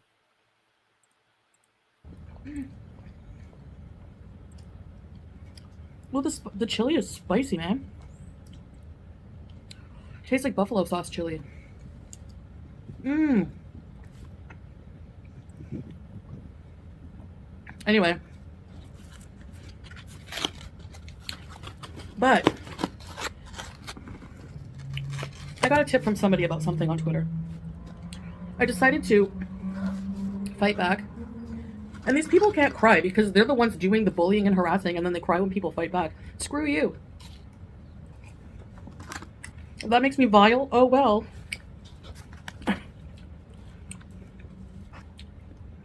Don't talk shit about somebody every day and then cry when they fight back. Kiss it.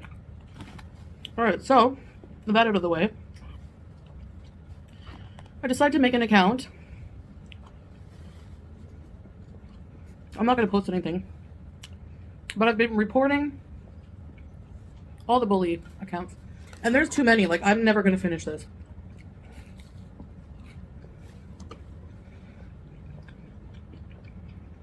And I'm just thinking, like, these people seriously have no place on the internet. Like, all they do is create negativity and bullying and horrible things. Like, some of the things people were saying about me, I was like, my feelings are not hurt, obviously. I mean, I don't even know these people. And if I did, I'm sure I would feel better about myself. But, like, what the heck? You know what it is for me? You know what bothers me about it?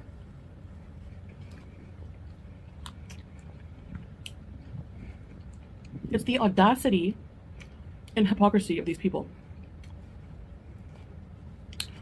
That they feel it's so necessary to be on top of everything I do and twist my words out of context and try to make me look like a vile person while being a vile person. I feel like this is what it's gotten to. Like, this is what we've resorted to. All of her videos are going to be mukbangs of her complaining about FFG. Like, I feel like that's all it is anymore. We've seen you eat thousands and thousands of times. Nobody needs to see it. And we've heard you go on rants about FFG hundreds of times. Nobody needs to hear it. So keep complaining that everybody's content is you, but you don't have any content. How are you going to put a tweet of me doing something, I don't know, normal, and then be like, ew, you disgusting piece of shit fat ass? Like, and then say that I'm the vile. How much do you do that's normal, Chantal? I fully believe right now that you're depressed, and I don't believe that your back is still hurt. I believe that you are milking it to get your own way, get what you want to eat, to get out of doing dishes or cleaning the house or whatever it is you're supposed to be doing. Because we all know if you were in Canada and you were depressed, you wouldn't be doing any of the things you're expected to do in Kuwait. And did anybody see on the community post how she said yet again she will deal with FFG and the BBJ situation when she's in Canada? When are you going to Canada, Chantal? Person. Like, are you kidding? No, they're just burnt. They're burnouts. Right, Julia? It's a cult of hate. And maybe I can't control what the internet says about me. But do you guys like not find that social media platforms have more of a duty to monitor that kind of stuff?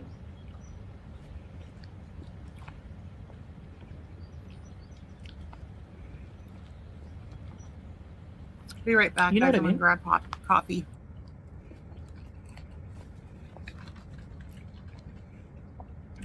It's incredibly vile. Like, I don't get it.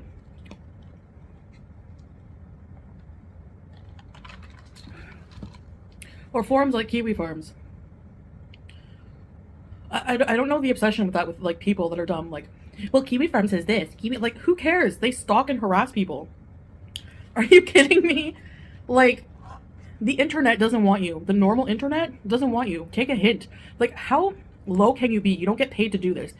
You feel it necessary after getting kicked off of the normal internet for being vile to go and try your hardest to go into the deep web to be pieces of crap? I'll never get that. Seriously. Basement dwelling weirdos. My God. I'll never get it. Whatever floats your boat. If you feel fulfilled in life, being a member of Kiwi Farms and contributing to like 18,000 pages talking about somebody in depth, you're a weird psycho. I'm back. I would rather be the subject of Kiwi Farms than be a part of Kiwi Farms. Because if you're a part of Kiwi Farms, you have a lot of soul searching to do. A lot of them are probably edgy atheists anyways.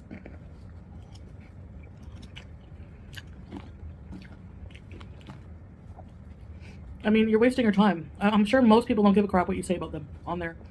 But they target, like, what bugs me is they target vulnerable individuals, people with autism, people with, you know, trans community.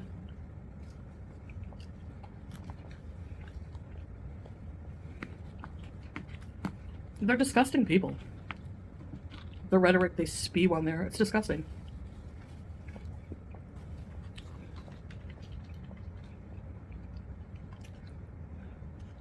I love how people act like they're never going to have to account for the things they do and say on this planet.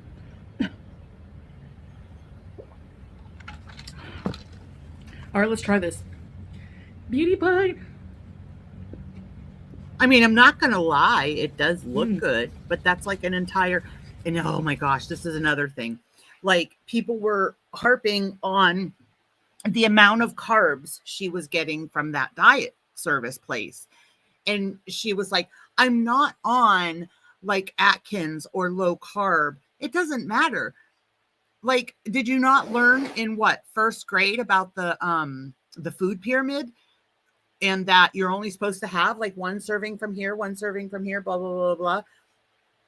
It doesn't matter what diet you're on, Chantel.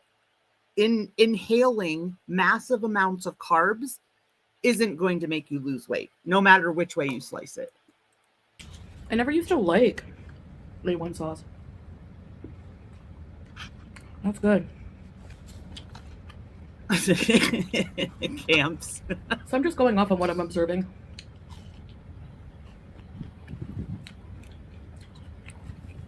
Well, Camps, according to Foodie Beauty, she is prettier than 90% of the YouTubers.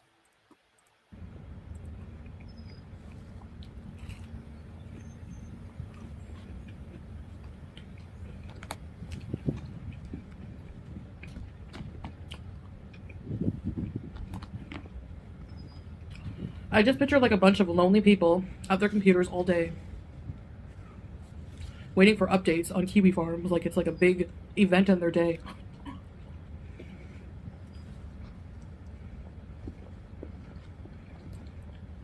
We don't need updates from Kiwi Farms, Chantel, because the fact that you are you guys, I don't care what she says, she is not happy. There's no way she is happy. She has binged more in Kuwait than she did when she was home in Canada. And that's saying a whole heck of a lot.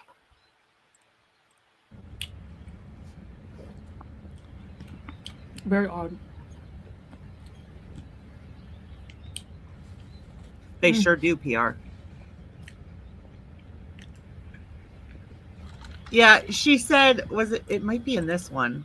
I'm not sure if it's in this video or not, but she said that The reason she doesn't chew long enough is because the feel of the smushed up food in her mouth grosses her out.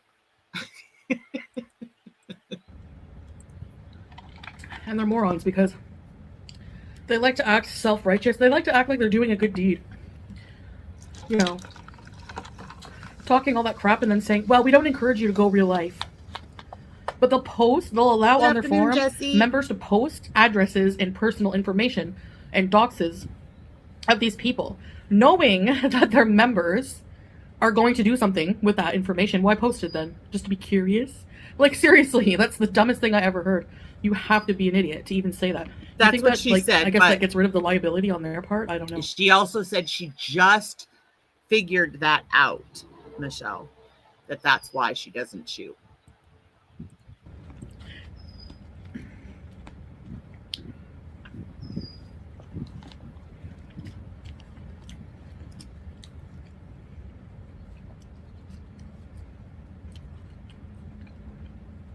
Yeah, anyways. Jamie.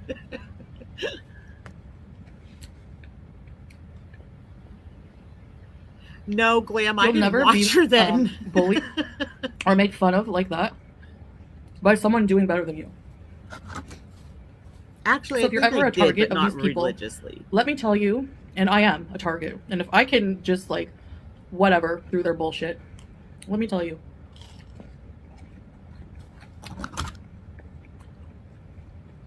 99% chance these people are way more pathetic than they pretend to be, than they pretend that they're not.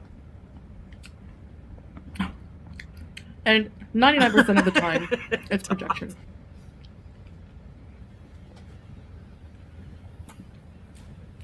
Or, I don't know. Spiritually stunted, uneducated people. They are unemployed people. They have nothing to do. They have nothing to do. And they have the internet. Worst combination. I know you're thinking, well, you don't have a job. Brandy. I earn money, right? So yeah, I do. Entertaining you people. Supposedly, Michelle, that is the case. You know, when she first was moving to Kuwait, she had said that, you know, he had a business and a nice place and a nice car, and he, you know, he would order out for every meal for them. And then when she got there and he saw how much she could put down, because they were getting groceries and ordering out. So then he said she needs to decide, either they get groceries or they order out. Well, the groceries still, when they get groceries, they sit there and rot. She doesn't cook. She's not doing anything. So you can't tell me how happy you are if you're that down and depressed. It doesn't make sense. If you were a newlywed, you would be like, you know, so happy and giddy and, you know. But not only that,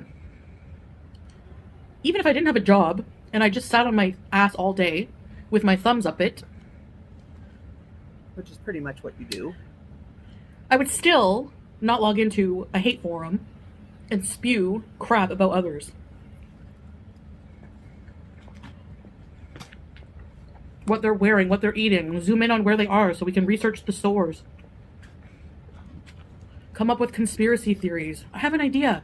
There's still no cure for cancer. How about you focus on that?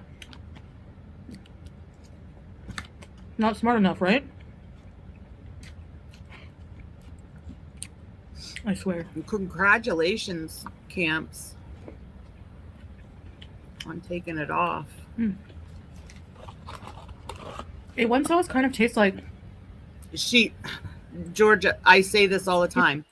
She does not, I really firmly believe that she does not know the feeling of being hungry, because what she does is she eats until she is so full. You know how you eat, you stuff yourself to a point where you're like so full you feel sick.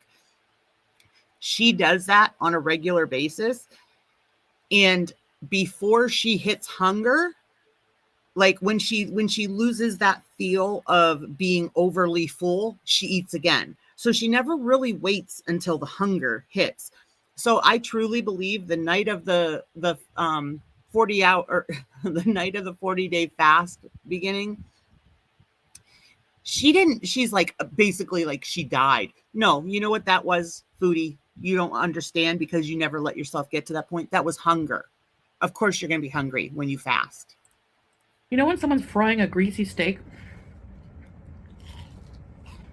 and it smells up the whole kitchen?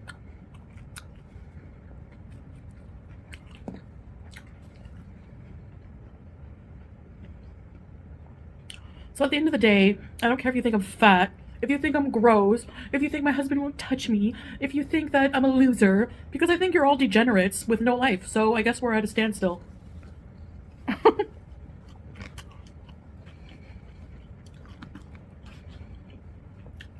Seriously.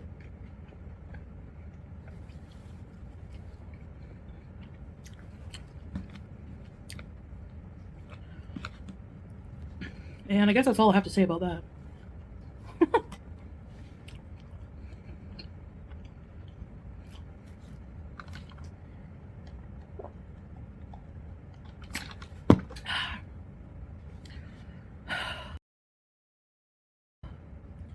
Why do I eat so fast? I don't chew my food. You know what I realized about myself? I don't like chewing a lot because I don't like the feeling of the mushy food in my mouth. Like, it grosses me out. Weird, eh? Never said I was normal. But at least I'm not a hate channel.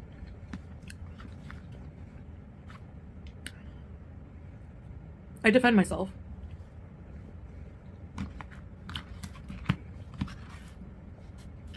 Not in a nice way.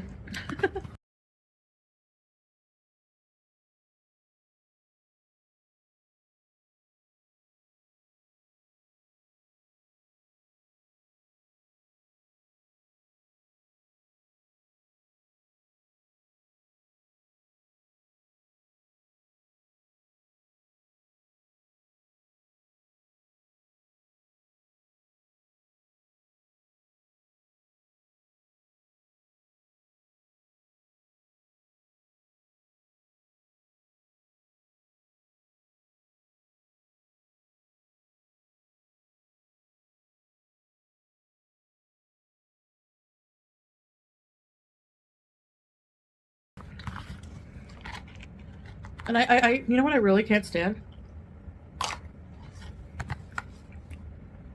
Ugh. The virtue signalers who... Aren't you Muslim? It's not very Muslim of you to say those bad words. Or to wear lipstick.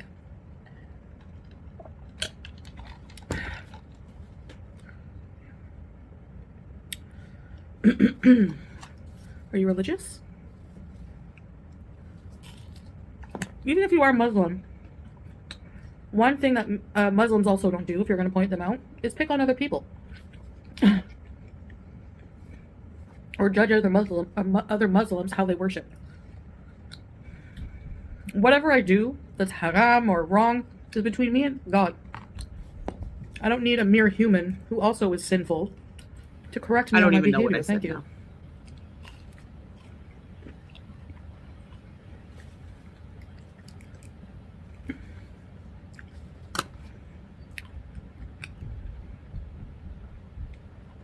Good for you, Cam. Hi, Mimi. You know what I mean? You know what I mean?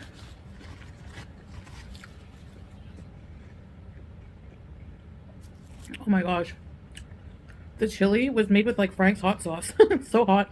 These are like the best cheese sticks, I swear. Mm. She literally opened that bag and said, "My favorite." Everything is her favorite. She did say that, though. I'll give her that. So yeah, Twitter, a bunch of idiots and losers, I swear. I've never seen such a miserable bunch. People creating communities around one person to hate on them. Like, bombastic side eye. What about your community, though, Chantal? You don't care at all about your community. The fact that you're only doing these low effort mukbangs for all of your videos, you're not going live, you're only doing recorded videos of you eating, which everybody has seen thousands of times.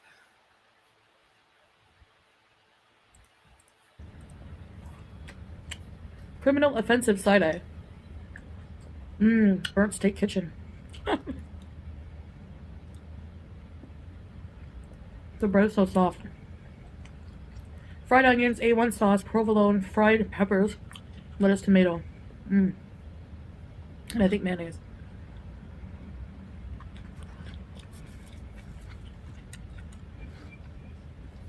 You don't act like a traditional Muslim.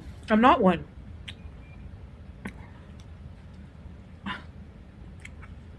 I'm from the West, and I'm a new revert. You know. I know, Tangled Bliss, she so tried to convince herself that the diet food was good. But, I mean, honestly, for her, if you want to pretend to be dieting, then you should just go with the diet company, because she was getting enough food, you know, even for her. She, you know, she acted like, but like I said, she probably isn't getting full. She's not getting so full that she's sick.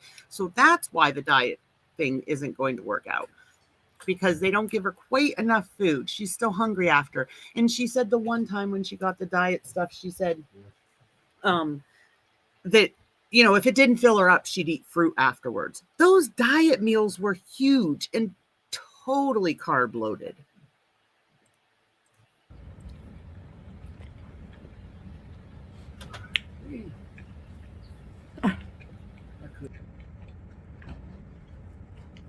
Oh, mushrooms too. I'm gonna be addicted to these now. Uh-oh.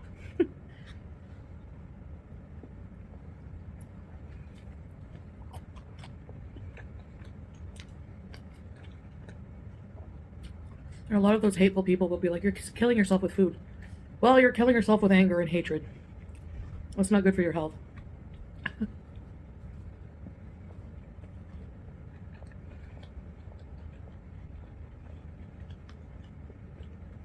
I agree, Glam. Right, Yasmina? Just saying.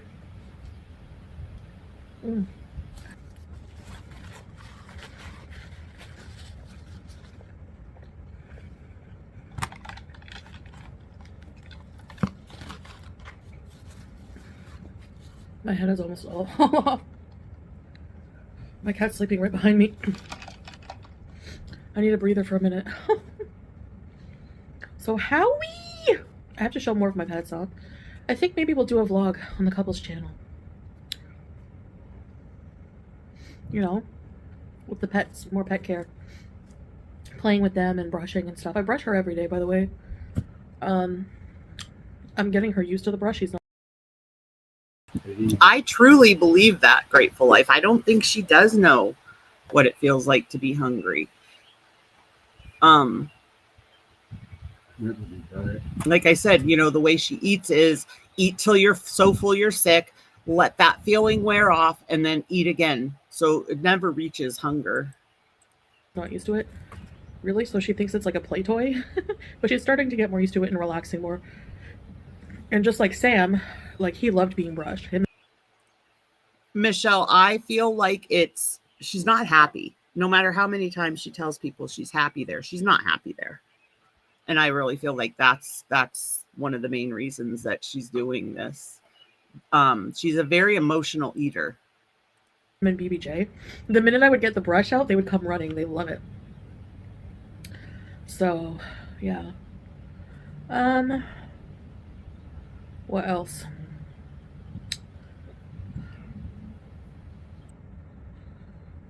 That is so filling. It's so delicious. It is really good. The bread is really soft. And the steak is like not gross and sinewy and chewy. Yum. I don't really like the lettuce on it though. See, that cracks me up. The only healthy part of the whole meal is that lettuce, and she takes it off.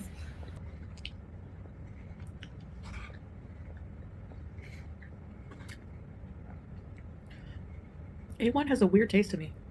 Excuse me! Fruit fly. It's from all that fruits and vegetables I bought.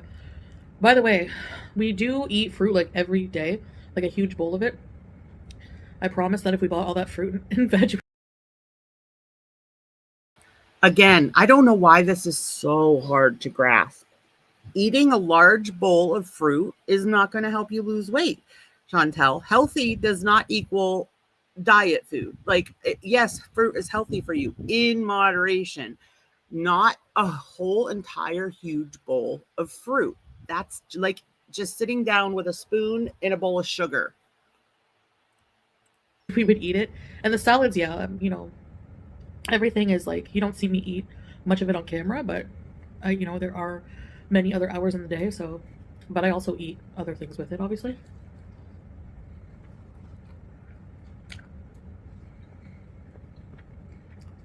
But the fruit's almost finished. I love watermelon and cantaloupe and mangoes a lot.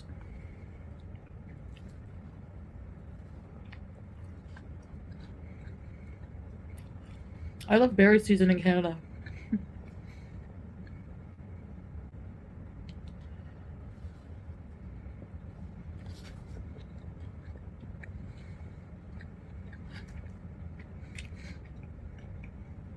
So that's my rant for today. I never realized how much of a big community of losers and rejects are on Twitter. Spending their, like, all their time tweeting, attacking other people. You've stunted. You're stunted. I'm just gonna tell you.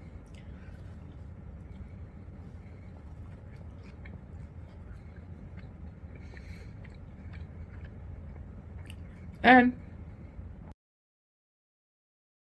are they, Dot? Then how come I've never done keto, but I know people that do keto and you're only allowed to have like 3 berries or something like that a day. It's like crazy. All this time these people are talking, I never even seen one tweet. Not one. Because I never had a Twitter.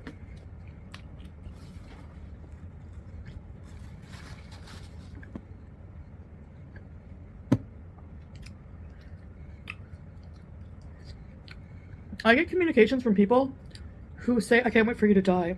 I can't wait for your liver to give out. Be careful what you wish for when you wish ill on others. It will come back to you in ways you can't imagine.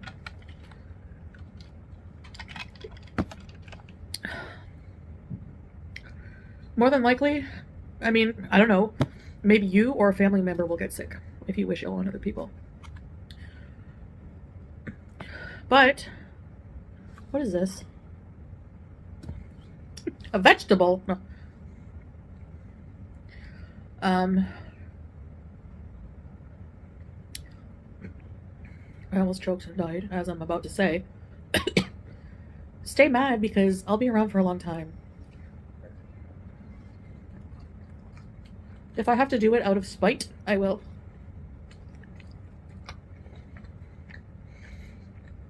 I love that you think you have some control over that, Foodie.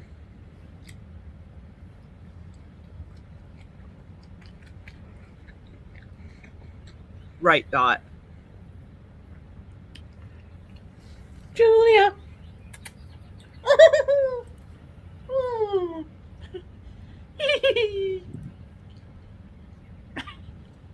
Hi! Tomato gone. Oh, you. So do I, Angel. And I'm sure so does she. I don't have a Julia voice yet, so I alternate between BBJ and Sam voice. Exactly, Annalyn. Are you licking where I just touched you? I get offended when cats do that. Anyone else?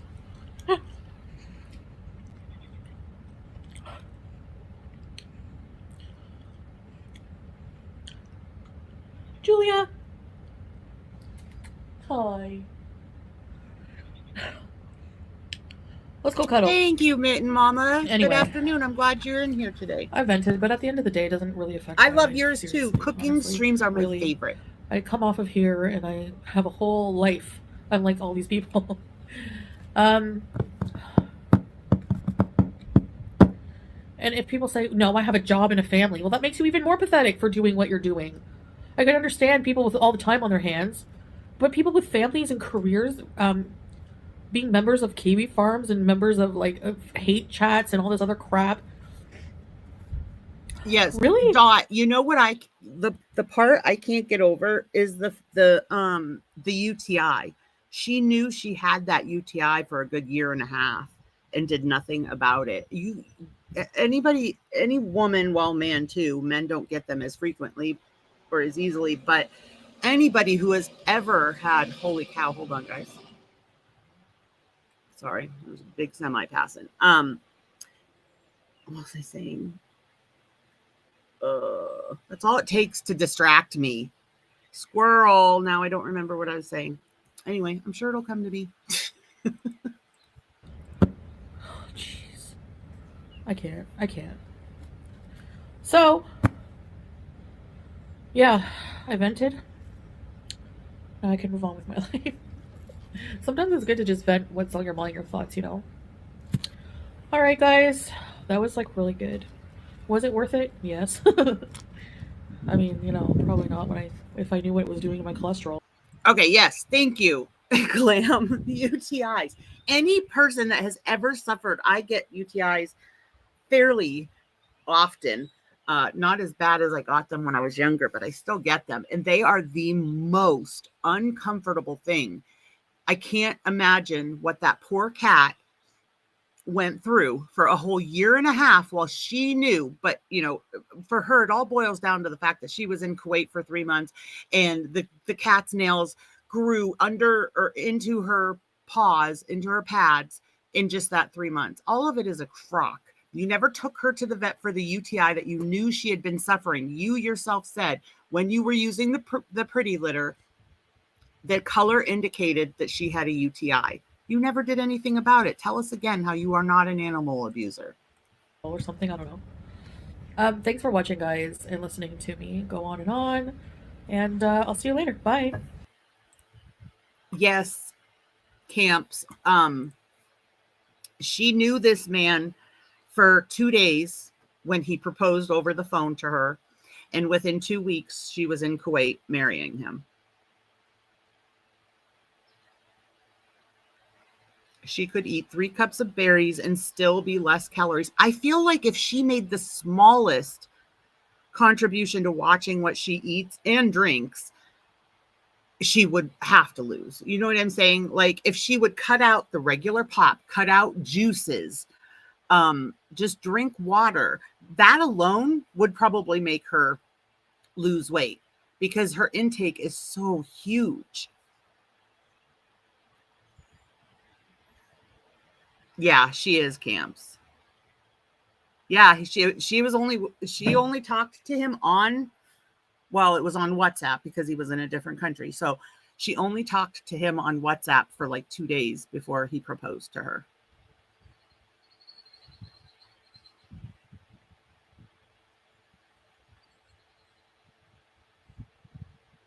Yeah, watermelon's one of the worst, Dot.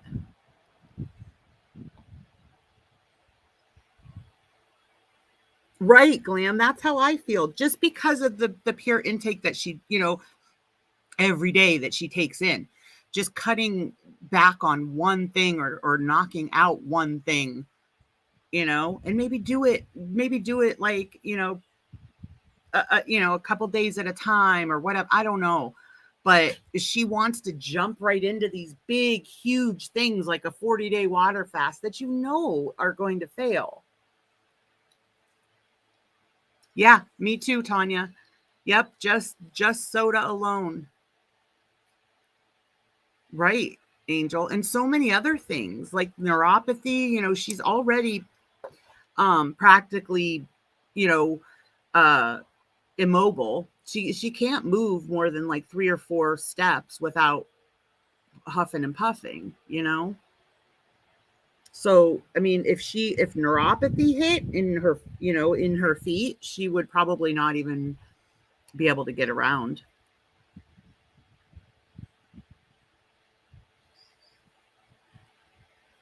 Wow, Glam. Yeah, I believe it. I've heard a lot of people that have knocked out soda and lost.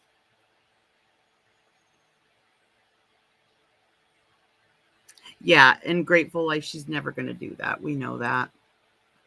Minimal effort for everything.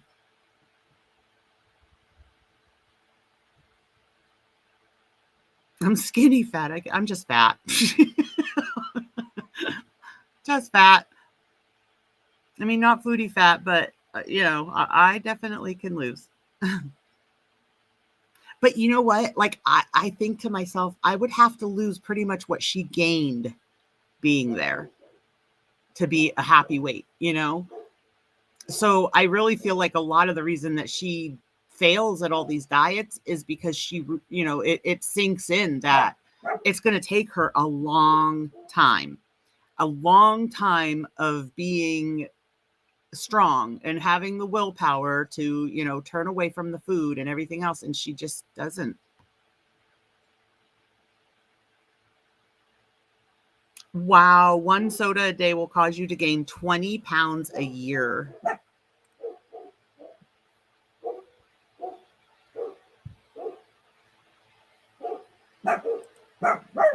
Right, Michelle. Now imagine having all that weight. And like I said, I mean, I'm not shaming her. It is seriously, it's sad to me.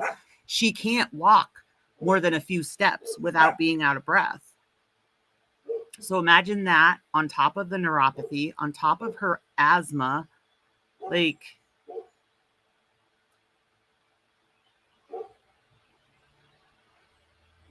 oh no, Angel Glass, take care of that quick.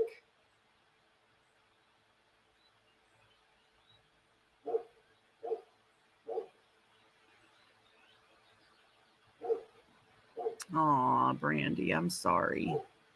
Here, let me put up, for anybody that is new, our Brandy, hold on, there we go. Our Brandy needs a couple. Don't you need like 3 transplants, Brandy? Anyways, it took us forever. We bugged her to let us share her Venmo, and she wouldn't for a while, but she has now. So, and she has a surgery coming up, what, in July, Brandy? So if anybody's able to help, any help would be greatly appreciated. 53% can, see, I'm type 2.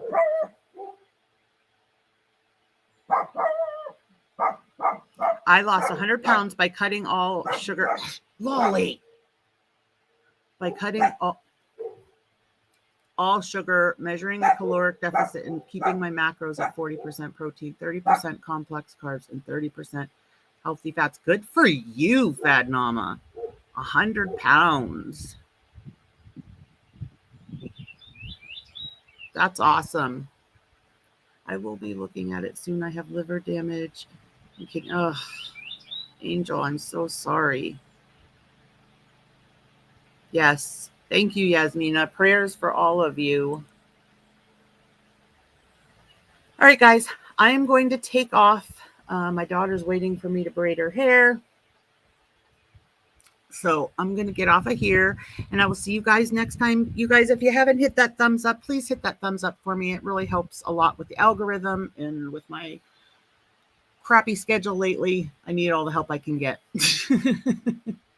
If you are new here watching the replay, please hit that subscribe button and ring the notification bells. That way you're alerted anytime I drop new content. Kidney, heart, and liver.